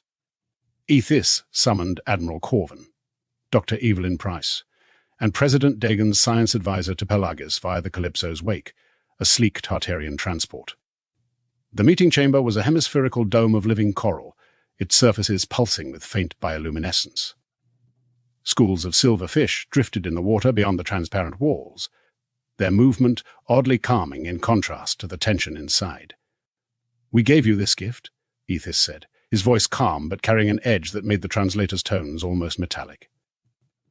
"It was not for your markets, not for your wars, not for the amusement of your storytellers." Corvin started to respond, but Price spoke first. "This wasn't sanctioned. The leak came from personal observation, not policy. We can still contain it." Veshtal leaned forward, her gill fins twitching in agitation. "Containment is a surface word for a problem already spilling into the current. If humans begin to expect this gift as their right, you will turn against us when we say no." Deegan's advisor tried diplomacy. "We'll clamp down harder, increase compartmentalization. Vet the next trial cohort twice over." Ethis turned, his eyes narrowing. "And if the pressure from your own kind forces you to choose between their demands and our trust, which current will you swim in?" No one answered. The silence was answer enough. Second phase enhancements. Despite the political strain, the science teams moved forward. The second phase Delta Blue treatments targeted vascular elasticity and neurochemical resilience, meant to slow the progression of cardiovascular disease and age-related cognitive decline. On day 14, test subject 17, a 58-year-old Coast Guard diver, completed a breath-hold dive in the Pelagus training pool that shattered his baseline record by 40%. On day 15, subject 21, the bush pilot, completed a multitask cognitive battery while under mild hypoxic stress without a measurable drop in accuracy. Price documented everything, but she was uneasy. These benefits weren't subtle anymore. They were the kind of gains even an untrained observer could spot. A warning ignored. That same week, the CIA's Oceanic Capabilities Desk quietly sent a memo to Langley leadership. Recommendation: begin internal acquisition program for Tartarian bioenhancement tech. Strategic parity depends on independent replication capability. If diplomatic collapse occurs, US must retain advantage. Price never saw the memo. Holloway did, and buried it. But by then, someone else in the chain had already leaked it to a senator on the Armed Services Committee. By the time the second phase trials concluded, the outside world's curiosity had shifted from whether Atlantis was real to what it was giving the Americans. And the Tartarians were watching closely, wondering if their gift had already started to sour. The storm breaks. By early spring of 1988, the rumors stopped being rumors. They became headlines. It started small, an investigative piece in the Baltimore Sun that read like half science, half fantasy. The journalist, Rebecca Toland, claimed to have credible evidence that a deep ocean civilization was in contact with the United States government, trading medical advancements in exchange for secrecy. Her proof was circumstantial: anomalies in Navy ship deployment logs, interviews with sources who claimed to have seen glowing humanoid figures near submarine hatches, and a leaked photo of a refrigerated transport container with strange bioluminescent markings. The government dismissed it publicly as baseless science fiction, but online the story caught fire. Talk radio hosts debated it. Late-night comedians turned underwater aliens into a running gag, and more troublingly, certain foreign intelligence services began sending their own submarines into US-controlled waters. The CNN moment. It all boiled over on March 3rd. CNN aired grainy, night vision footage showing what looked like a humanoid figure with flowing fin-like appendages swimming alongside a Navy destroyer in the middle of the Atlantic. The clip was only 10 seconds long, but it was enough to detonate the conversation. Every newsroom in the country wanted an answer. Was this a hoax? A Navy diving suit prototype? Or was Atlantis real? In the Oval Office, President Dagon's national security team went into full lockdown. Holloway slammed the VHS tape onto the briefing table. Someone's not just leaking. They're hunting. Corvin leaned back, arms crossed. This wasn't an accident. Somebody wants this out in the open. The Tartarian ultimatum. 2 days later, the Tartarians called for an emergency summit in Pelagis. The underwater chamber was lit dimly this time, shadows curling across the walls like storm clouds. Rhys-Davies didn't sit. He stood at the center of the chamber, robes drifting gently in the filtered current. When we came to you, we did so in trust. That trust is thinning like sand in a storm tide. Rhys-Davies' voice was sharper. Our people already question why we give our lifeblood to a surface world that cannot even guard a whisper. Dagon raised his hands in measured calm. We're containing it. But understand, we can't scrub every photograph, silence every rumor. The best defense now is to keep delivering results. To prove this alliance works. Rhys-Davies stared at him for a long moment, then spoke a single line that landed like a stone in the room's still water. An alliance that requires constant defense is not an alliance. It is a siege, internal fractures. Back in D.C., the White House split into factions. One group argued to double down on the Tartarian partnership, flood the narrative with positive messaging, and accelerate public disclosure. The other, led quietly by certain Pentagon hawks, believed the leaks were proof the partnership was doomed and that it was time to pivot toward extraction. Get as much as possible from the Tartarians before the door slammed shut. Dr. Evelyn Price saw the shift in body language during classified meetings. The smiles were tighter. The phrases parallel development and independent capability began popping up in memos. It felt like the CIA's Oceanic Capabilities Desk memo had taken root and grown teeth. The warning. The Tartarians' final message before leaving the summit was not subtle. If another breach occurs, the gift ends. Not delayed, not renegotiated. Ends, it wasn't a threat made in anger. It was cold policy. And from the way Rhys-Davies' voice carried through the translation chamber, everyone in the room knew he meant it. The following week, Price received an unmarked envelope in her secure lab mailbox. Inside was a single photo, the grainy CNN still of the swimming Tartarian, and a note scrawled in red ink. You're losing them. The last breach. The call came at 2:14 a.m. President Dagon was still in the Situation Room 30 seconds later, tie askew, coffee in hand. On the wall, grainy satellite images blinked into focus, not of the Tartarians this time, but of us. A Panamanian cargo trawler, flagged to a shell company, had been intercepted in the mid-Atlantic by a Tartarian patrol. Its hull contained a hidden wet bay, large enough to store submersible drones. The Tartarians claimed they had proof the drones were mapping Pelagis' perimeter, and they weren't wrong. Price recognized the drone schematics immediately. Those are ours, she whispered. Blackwater spec, but upgraded. Corvin's jaw clenched. Not just ours. CIA modifications. Damage control. The Tartarians transmitted a single message to the White House. No greetings, no diplomatic formality. We warned you. This is the last breach. They gave Dagon 48 hours to explain, or the gift would stop, and all Tartarian personnel would withdraw. The ocean would close, and so would the door to the cure's full integration into human medicine. The hunt for the culprit. Dagon ordered a covert sweep of every intelligence channel. Within hours, the truth surfaced, and it wasn't pretty. The operation had been authorized without congressional oversight, greenlit by a shadow committee of defense contractors and political operatives with ties to high-ranking Democrats. Their goal was simple: acquire Tartarian technology before the Republicans could claim sole ownership of the alliance in the 1988 election cycle. Price slammed her fist on the conference table. They've turned this into a campaign trophy hunt. They're going to burn the bridge for votes, the personal plea. Dagon knew what had to be done.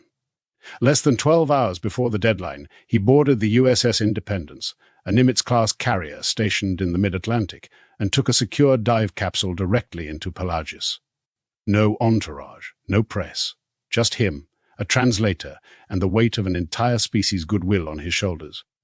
The meeting chamber was colder than usual. Rhys and Rhys-Davies stood side by side, their faces unreadable. "I am here to say one thing," Dagon began. "This was not done in your name, or mine. Those responsible will answer for it. But if you walk away now, the people who broke this trust will win, and everything we've built will die in the dark." There was a long silence. Finally, Ethis turned to Vesh-Tal. Something unspoken passed between them. Then Ethis spoke. "We will give you one last tide. But if it turns, it will not return." A fragile continuation. Dagon left Pelagis, knowing the alliance had been saved. But only barely. The next mistake would end it. And everyone in the room knew there were still men and women on both sides of the water who wanted it to end. Back in Washington, the media frenzy continued. But behind the noise, in quiet labs and silent depths, the gift moved forward. And in those same shadows, the seeds of Chapter 9's betrayal, the Democrats' black operation to take what they could, consequences be damned, began to take root. Chapter 9. The Spark in the Dark. It began with whispers. Not in the press, not in the streets, but in hallways without cameras, in conference rooms where blinds stayed shut, in encrypted phone calls that began with the words, "You didn't hear this from me." For some, the Atlantis Accord was a historic breakthrough, the kind of thing to put humanity on the right side of history. But for others, especially a certain knot of political operatives deep in the Democratic Party machinery, it was an opportunity slipping through their fingers. The Republicans had the White House, the narrative, and the credit. If they couldn't destroy the Accord outright, they'd at least take what they could from it, and quietly make sure the story of Atlantis came out on their terms. That meant technology. Tartarian technology. Not the cultural exchanges, not the genetic medicine already gifted. No, they wanted hardware. The kind of technology that could leapfrog the US decades ahead in energy, propulsion, weapons. The kind of thing that could win not just the next election, but the next century. The Shadow Committee. They called themselves the Continuation Council, a harmless-sounding name that fit neatly on interoffice memos. In reality, it was a tangle of defense contractors, former intelligence chiefs, and a few congressmen who'd been in the game long enough to know where the bodies were buried and how to plant a few more. The plan was simple enough in theory. Deploy a covert team into Tartarian waters. Locate and retrieve one of their tidal cores. Power units the size of a human torso, capable of sustaining an entire undersea city dome. Extract without detection, leaving no trace but a missing object the Tartarians would blame on ocean currents or mechanical failure. The plan would never be approved openly, which was fine. They had the budget buried in black projects, and they had the muscle. A mix of former Navy SEALs and private military divers with loyalty to a paycheck, not a flag. A dangerous green light. By the time President Dagon was briefed on the situation, it wasn't a plan anymore.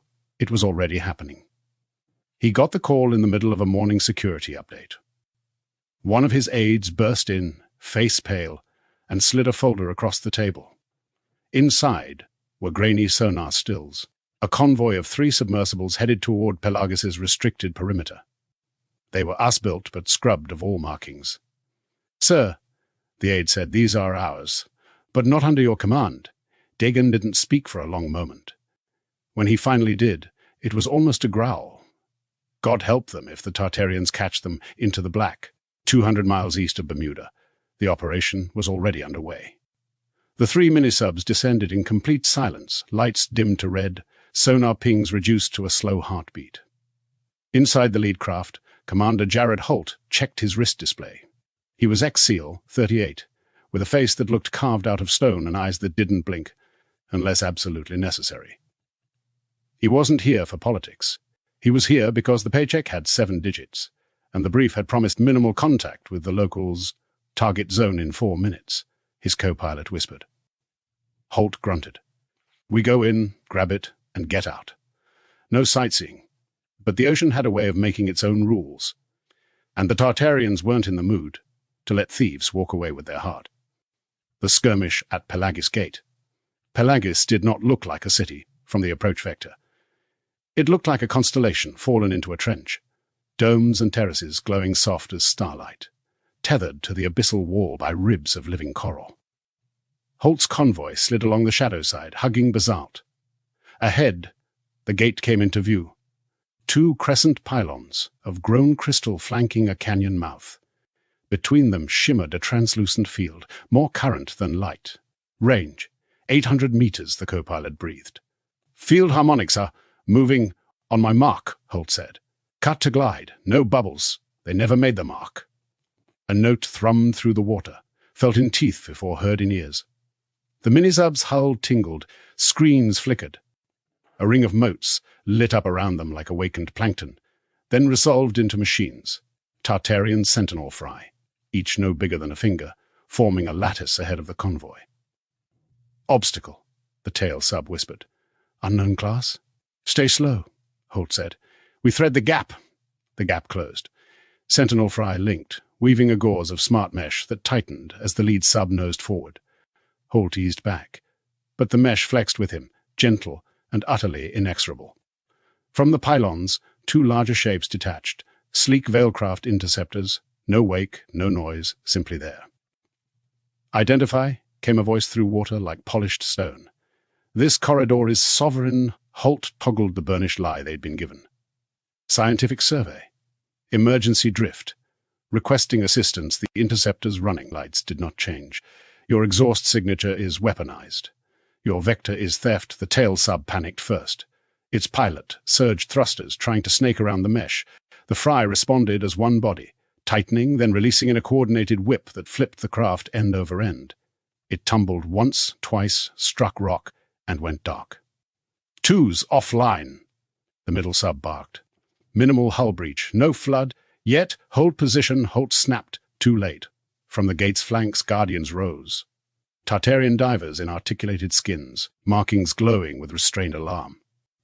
They moved like thought. One gesture, the middle sub's motors choked, starved of water. Another, a sonic tickle that sent Holt's eyes watering. Arak Talon arrived with a second interceptor, helmet off, face set. His voice carried on a narrow-band beam straight into Holt's cabin. Surface craft, power down, he said. Spill your bilges, show your hands. Holt stared back at the figure hanging there with impossible stillness. We're leaving, he said. Nobody needs trouble. You brought it, Arak replied, and lifted his palm. The mesh around the lead sub softened, an invitation to retreat. Holt should have taken it. Instead, he played the contingency card he hated. A countersonic puck, magnetized to the hull, tuned by contractors who'd never met a Tartarian. Pop it, we run, Holt told his co-pilot. Thumb pressed. The puck sang, a jagged human-made shriek through the water. Everyone felt it. Guardians flinched. The fry lattice spasmed, 100 tiny lights going white, then dead. The gates field rippled, dimmed, recomposed, offended more than damaged. Arak's calm cracked. Enough. 2 Guardians swept under Holt's bow and planted grapple suckers that bloomed into anchors, pinning the sub to basalt with a groan. Another team swarmed the crippled middle sub, cutting into its access panel like surgeons. The tail sub, still reeling, vented a bright plume, a decoy enzyme meant to blind Tartarian biosensors. It worked for 1 heartbeat. The next, the interceptors pulsed a counterwash, turning the plume into harmless glitter. Inside the middle sub, a diver, fresh, too young for this, unclipped his harness and reached for a bolter. Water hissed through a hairline crack, beading on his cheek as if the sea had tapped him to pay attention. A Tartarian Guardian appeared in the viewport, palms splayed. The bolter came up anyway, a jittering, stupid arc of light. The Guardian twisted, the bolt scorched nothing but dark. Then a stasis dart tapped the diver's suit. He slumped, asleep before fear could spend itself. Holt stared at the tether lines burrowing into the rock, at the gate framed like a throat ahead, at the interceptors holding station, the way cliffs hold weather. He could still cut the anchors. Det cord would do it. Punch thrust, and gamble the mesh wouldn't close in time. He never got the chance. A shadow rolled over them, the size of a building, slow as law. From the trench lip, Pelagius's sentinel Leviathan drifted down, biomechanical, ribbed with living light, its eye a patient lantern. The water pressed gentle hands on every hull as it passed. Commander, Arak said, voice softer. There are places you do not enter with a sack and a story. Power down. Holt looked at his co-pilot. She gave a tight nod. We're not dying for their committee, he killed propulsion. Systems wound to idle. The mesh eased, then reformed around them. Not a prison, a leash. Recover your wounded, Arak said. You will be escorted to a boundary. There, you will wait for what? Holt asked. For the people who sent you, Arak said. We prefer to speak to authors, not ink. Behind the gate, Pelagius glowed on, indifferent and alive. The skirmish was over. No bodies, no glory, just 3 ruined careers, 1 concussed diver, and a message the deep had carved into steel. You may visit the edge. You do not take the heart. Hours later, as the convoy bobbed in a holding pocket of current under watch, a satellite phone far above the water started ringing in offices where blinds stayed shut. And somewhere between deck and trench, a camera on a shaken Guardian's shoulder had captured 10 seconds of footage. Human subs, Tartarian interceptors, the Leviathan's eye. It would not stay secret for long. The leak and the lie. The footage was never supposed to leave the water. It was stored in a sealed Tartarian archive node beneath Pelagius Gate, encrypted with organic algorithms no human had ever cracked. But secrecy was a brittle thing in 1987. On the surface, or under the waves. And all it took was one officer with enough resentment and a brother in the Navy PR office. By the time President Donald Dagan's morning briefing hit his desk, the leak was already in motion. The first drop wasn't public. It was a grainy, second-generation VHS copy slipped into the mail slot of the Atlantic Herald's investigative desk. The envelope had no return address, only the words "Our oceans are not empty" scrawled in permanent marker. On the tape, 30 seconds of black screen with audio clicks. The sudden bloom of light. Pelagius Gate in view, its crystal pylons framed by alien blue glow. A swarm of sentinel fry closing on human minisubs. The unmistakable shape of a Tartarian Guardian drifting into frame, its features too human to dismiss as fish yet too alien to ignore. A quick flash, something massive moving overhead, the Leviathan's eye catching light, and then static. The Herald's editor thought it was fake at first.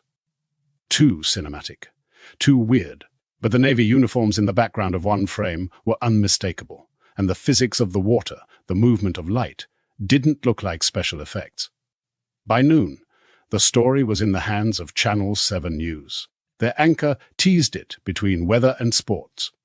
A local source claims to have proof of intelligent life in our oceans, footage the government refuses to comment on.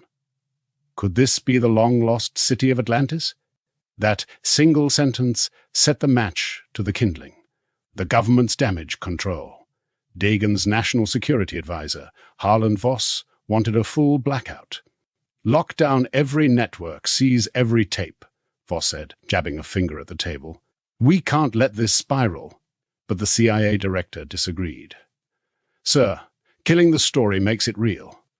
You swat a hornet's nest, you get stung.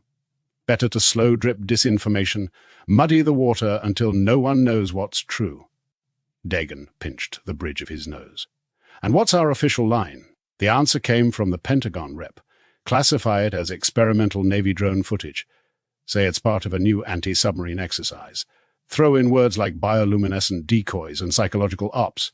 The public will eat it up. It was a clever lie. Too clever. Because while the networks dutifully ran the Navy training exercise explanation, the actual footage didn't vanish. It multiplied. Bootleg VHS copies hit flea markets. Still frames appeared in tabloid covers alongside UFOs and Bigfoot. And the longer people looked, the less the Navy's story held water. One frame, in particular, kept resurfacing. A Guardian's face, eyes dark and steady, framed in a helmetless dive suit.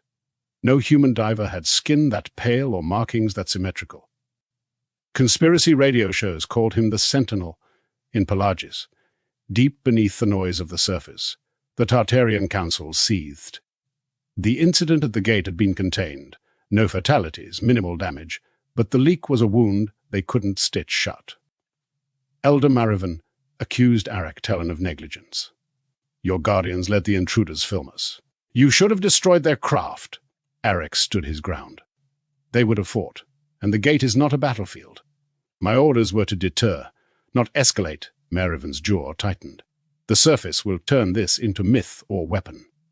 Neither serves us. Other voices in the chamber were less restrained. Some called for an immediate end to the Accord talks with the Americans. Others argued for disappearing Holt's entire team from the surface as a warning. A smaller faction, those who still believed in cooperation, urged patience. Humans are storytellers, said Councillor Lyron. Stories can harm, but they can also heal. We must see which path they choose before deciding our own. The public turns. In the weeks that followed, the story split along fault lines. Skeptics mocked the Atlantis truthers on late-night talk shows. Believers dug trenches in forums and fanzines, trading theories about Tartarian cities, ancient pacts, and secret hybrid bloodlines. Then an unexpected player entered, Senator Claiborne Rusk, an opportunistic hawk on the Senate Intelligence Committee. He saw the leak as leverage.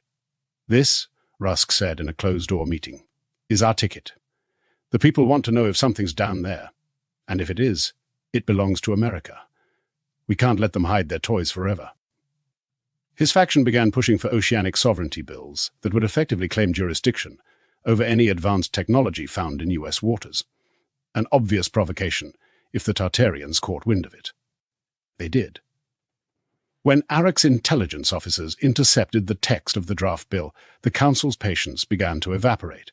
The idea that humans might codify theft into law felt like history repeating itself. And just like that, the mood shifted from partnership to preparation. The withdrawal. The first sign wasn't dramatic. It was the absence of sound. At the Joint Research Station, anchored in the Puerto Rico Trench, U.S. oceanographers noticed that the faint subsonic hum that had been present since day one was gone. The Tartarian communication relays, those crystalline pillars that pulsed with slow heartbeat-like light, were dark. By mid-morning, the dive teams reported empty corridors in the Tartarian wings of the facility. No technicians, no medics, no soft blue glow from the living walls, just silence and the steady hiss of recycled air. Dr. Meredith Holt knew before anyone said it aloud. "They're pulling out," she murmured, her voice tight. This is the same pattern they used after the rift, the Council's decision. Hours earlier, deep in the Capitol dome of Pelagis, the decision had been unanimous. The footage leak, the Senate bill, the whispers of more covert raids, it was enough. The Americans could no longer be trusted. Elder Merriven delivered the final order: seal the gates, collapse the tunnels, leave only the currents between us. Even the pro-cooperation faction had no fight left. The memory of the old betrayal, when humans had tried to seize Tartarian tech for their wars, was no longer history. It was prophecy fulfilled. Evacuation in the deep, in the dark currents, processions of Tartarian citizens swam through the transit tubes, carrying satchels of bioluminescent seed stock, data crystals, and family relics. Teams dismantled vital systems with precision, leaving nothing that could be reverse-engineered. The great coral pylons that had served as energy collectors were shattered from within, collapsing into harmless rubble that tumbled into the abyss.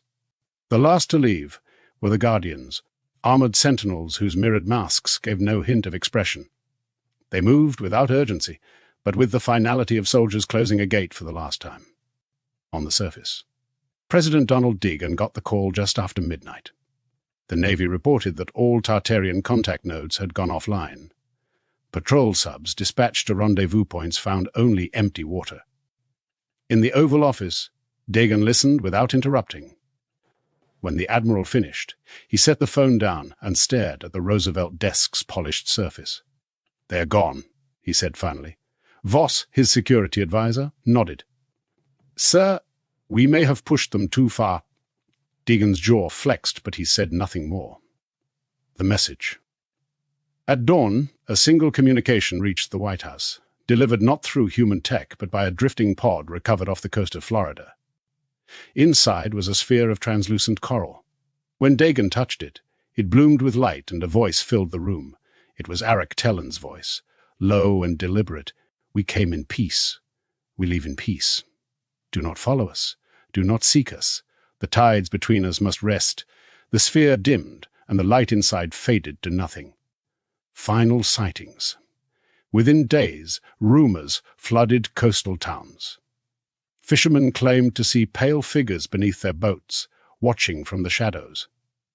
Divers reported strange songs in the water, melodies too structured to be natural.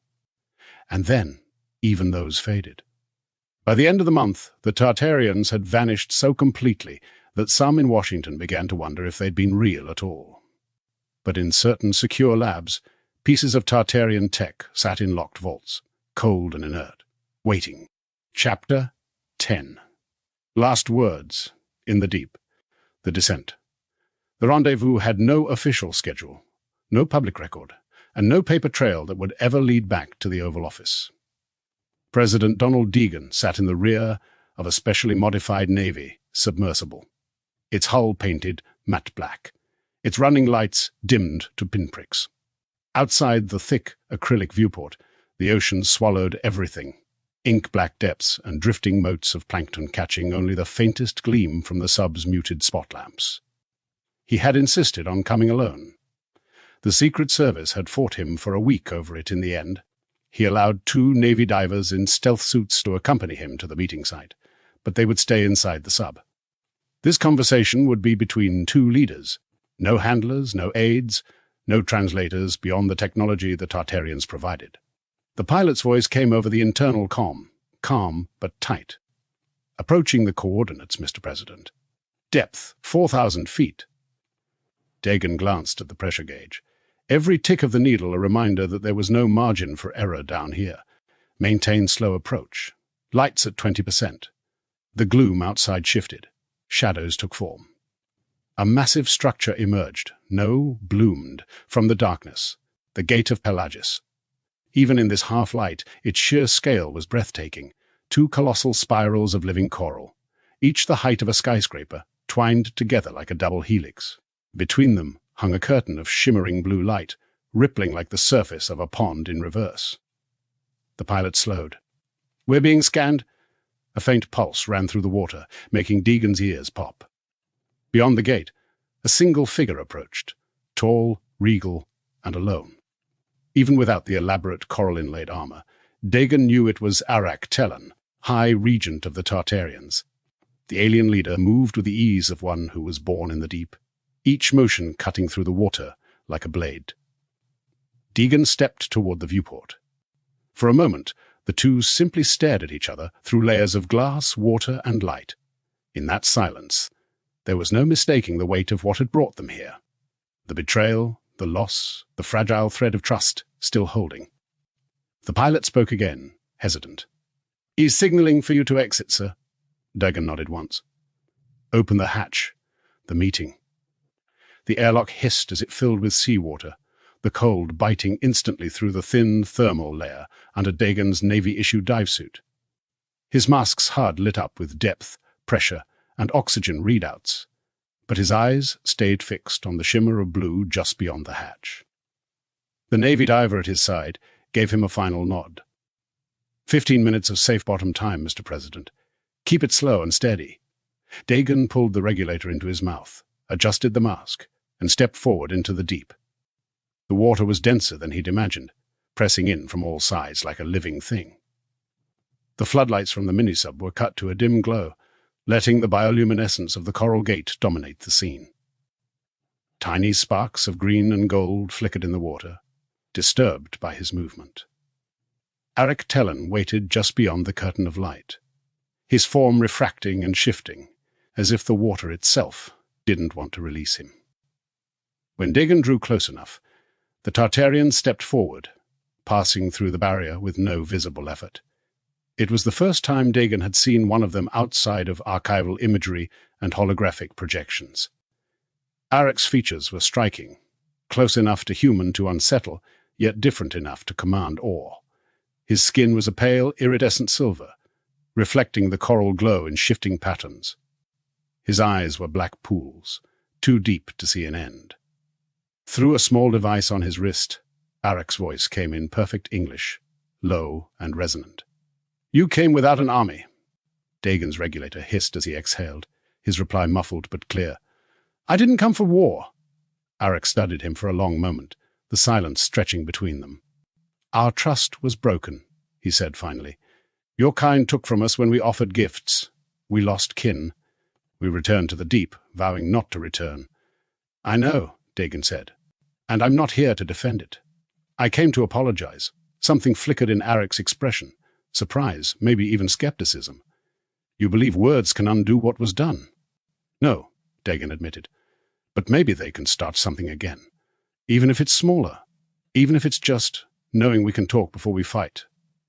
The regent's gaze drifted past Dagon toward the sub, then back. "Follow me," he said, turning toward the gate.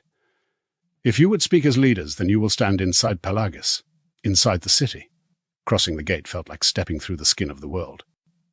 One moment, Dagon was suspended in open black, the weight of 4,000 feet pressing on his suit. The next, he drifted into a cavern of light and warmth. Pressure normalized with a gentle pop in his ears. The water, inside the threshold, tasted faintly mineral, like a different ocean entirely.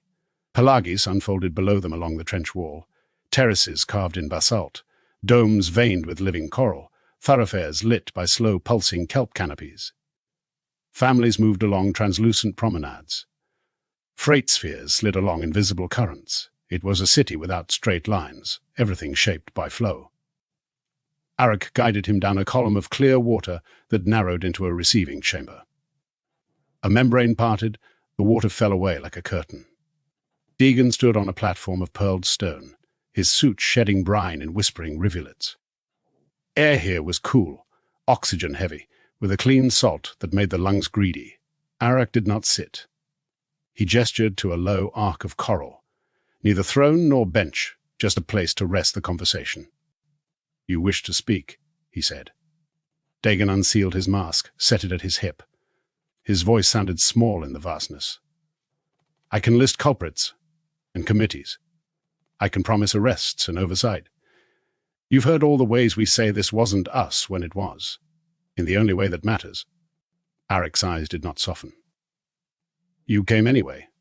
I came because you deserved to hear it from me, not from a spokesman." Dagon drew a breath steady. "I'm sorry. For the thefts, for the arrogance, for letting our hungers talk louder than our word." Silence held for a long beat. Through the dome's curve, a school of silver fish turned as one, a single muscle of light. At last Arak spoke. "Your contrition changes nothing behind us. It may change what is ahead."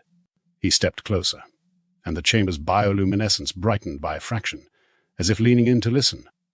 "We are not returning to open exchange. The gift is complete. Our gates are closed." "I expected that," Dagon said. He didn't reach for more than he could hold. "I'm asking for a line that won't drown. Something private. Secure. When danger rises, for either of us, we can call and someone answers."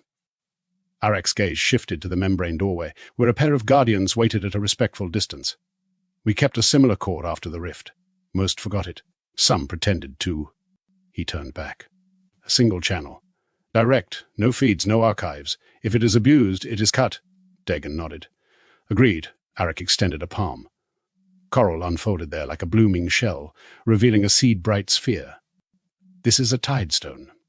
It carries a key shared by two. You will hold one half, we keep the other. When joined, we speak." Dagon hesitated, not from distrust, but from understanding. Taking it meant accepting the limits with a gift. He cupped the stone. It hummed, soft, like a heartbeat heard through a wall, and cooled against his skin. "Two conditions," Arak added. "First, no vessels cross our boundaries without parley. No probes, no scavengers. If your factions move in shadow, cut them off from light. Second, do not speak our name to your crowds as a banner. Let your people heal with what you have already taken from us, and call it your own if you must. We do not seek credit. We seek quiet." Dagon managed a thin smile. "Quiet is the rarest commodity in my world. I'll pay for it." A hint, only a hint, of amusement touched Arak's mouth. "Then perhaps your world is more expensive than ours." They stood like that, two figures under a living ceiling, while the city breathed around them. Somewhere below, a child's laughter rippled through water and stone, startling in its normalcy. Dagon set the mask back to his faceplate, voice now filtered. "If there is ever anything we can return, there is—" Arak's tone grew formal, a closing cadence. "Remember that we were neighbors, not myths. Teach your heirs the difference." The membrane sighed open. Water rose, warm and buoyant. Arak stepped back into it with a grace that made gravity look like a rumor. "Mr. President," he said, "the way out is the way in." Dagon sealed his mask, let the current lift him. As the chamber filled, the tidestone pulsed once in his palm, then went still, sleeping, not gone. He cast one last look through the curved glass at Pelagiz, the terraces, the slow lantern of a sentinel leviathan cruising the far dark, and felt, absurdly, like a man leaving a cathedral at closing time. Then the gate took him, and the deep reclaimed its distance. The ascent. The return through the gate was quieter than the approach. No guardians flanked him this time. Just the long shadow of Arak drifting above until the light from Pelagiz was gone, swallowed by the dark like a secret being reburied. Dagon's minisub was waiting beyond the coral span, its floodlights dimmed to avoid attracting unwanted eyes. Commander Hale, his escort, had kept the craft steady despite the turbulent crosscurrents. As the airlock cycled and the president stepped inside, Hale searched his face for any sign of trouble. "Sir, are we good?" Dagon removed his helmet, set it down slowly. "We're not good, Commander, but we're not at war. That's the closest thing to good we're going to get." They strapped in. The minisub thrummed and began its slow climb through miles of black water. The hull groaned now and then as pressure eased, like a giant exhaling. Dagon kept the tidestone in his palm the entire way, turning it over, feeling its impossible coolness. The ascent felt longer than the descent. Without the tension of the unknown ahead, the mind drifted, images replayed. Arak's steady gaze, the quiet power in his voice, the laughter of some unseen child echoing through alien streets.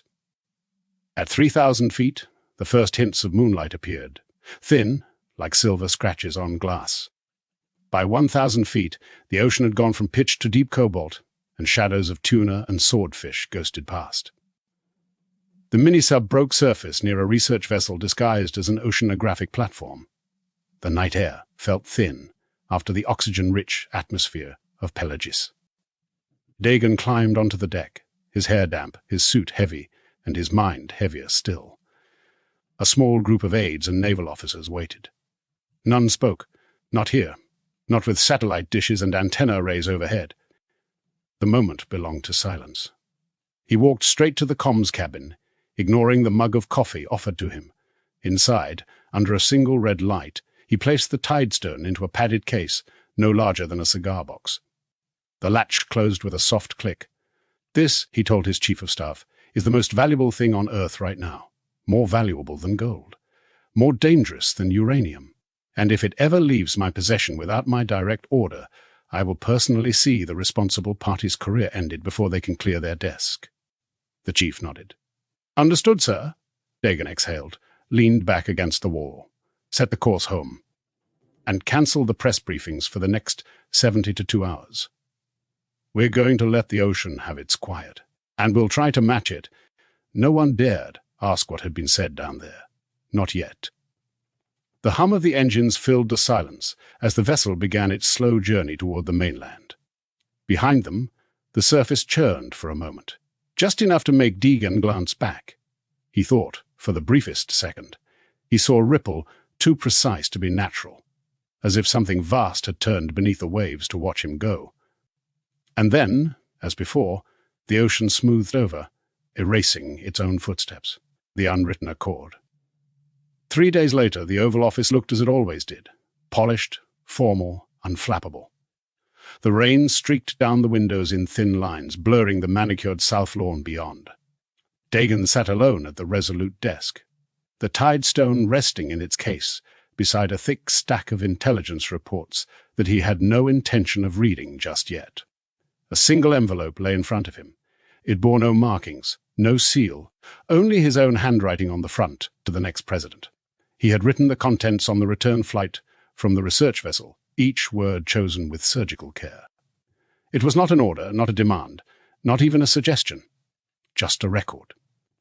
The truth stripped bare for whoever would inherit the chair, if they chose to open it. It read, "There is another nation on this planet, older than any we have known. They do not seek conquest, but they will defend themselves without hesitation. We are bound to them not by treaties on paper, but by blood older than our species. The events of recent weeks have brought us close enough to touch and to hurt each other again. Trust is not restored, but the door is not shut. The Tidestone is the key to that door. Use it with caution, use it with patience, and never, under any circumstance, use it to take." He signed it, slid it back into the envelope, and locked it in the lower right drawer of the desk. A drawer reserved for the things no aide, no archivist, and no historian could touch. Later that afternoon, the Chief of Staff entered quietly. "Sir, the Joint Chiefs are asking if they should resume satellite monitoring of the coordinates you visited." Dagon closed the case on the Tidestone and set it in front of him. "Tell them no. No probes, no drones, no sonar sweeps. If the Tartarians want us, they know how to find us. Until then, we leave the water alone." The chief hesitated, then asked, "What do you call what we have now? An alliance?" Dagon allowed himself the faintest smile. "No, an understanding. And understandings are fragile."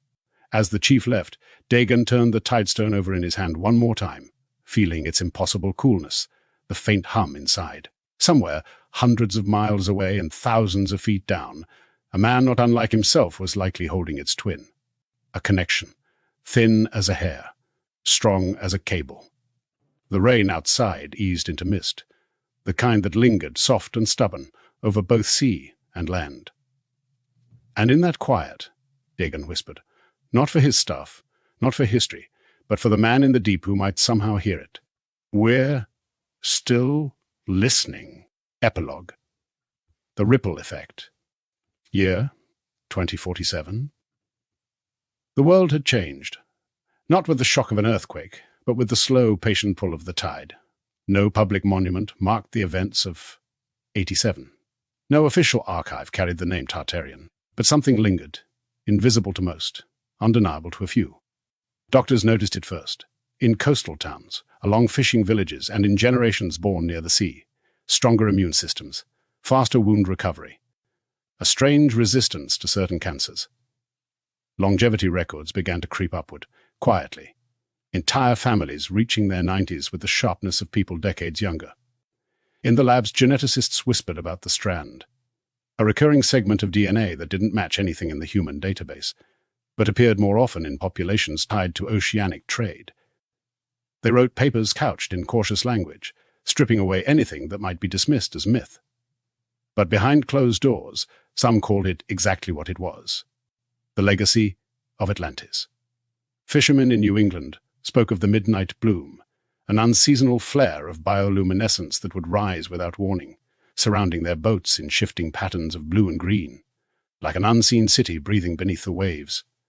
Children in Portugal told each other the story of the voice in the foam, a call you could hear if you stood barefoot where the tide met the sand at night. A call in a language you didn't know but somehow understood, and far from shore, in waters no chart dared name, the truth still waited. On the edge of a trench where light had never touched, two massive coral gates pulsed faintly, as if in time with a distant heartbeat. Beyond them, the city of Pelagius thrummed with the slow confidence of an empire that had survived both exile and disease. The Tartarian leader, older now, his armor etched with decades of service, stood at a balcony overlooking the abyss.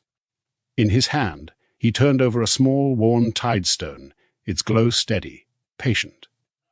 Somewhere above him, on the surface, he knew its twin still rested in the possession of a man's descendants. One day, the leader thought, the gates would open again. But not yet. Above the waves, the wind carried the scent of salt into a boy's open window in Charleston. It woke him, drew him outside. Barefoot, he stood at the water's edge and listened, eyes wide, the moon's reflection rippling at his feet. He thought he heard something, soft, almost hidden under the crash of waves. A voice in the tide, calling. Author's note. Writing the Atlantis Accord. A pact forged beneath the waves has been a journey into the deep, where myth meets science, and the truth hides just beyond the tide. If you enjoyed this story, your support helps keep the waves rolling. Don't forget to like, subscribe, and share so more readers can join us beneath the surface. Until the next dive, Brian M. Brumbaugh.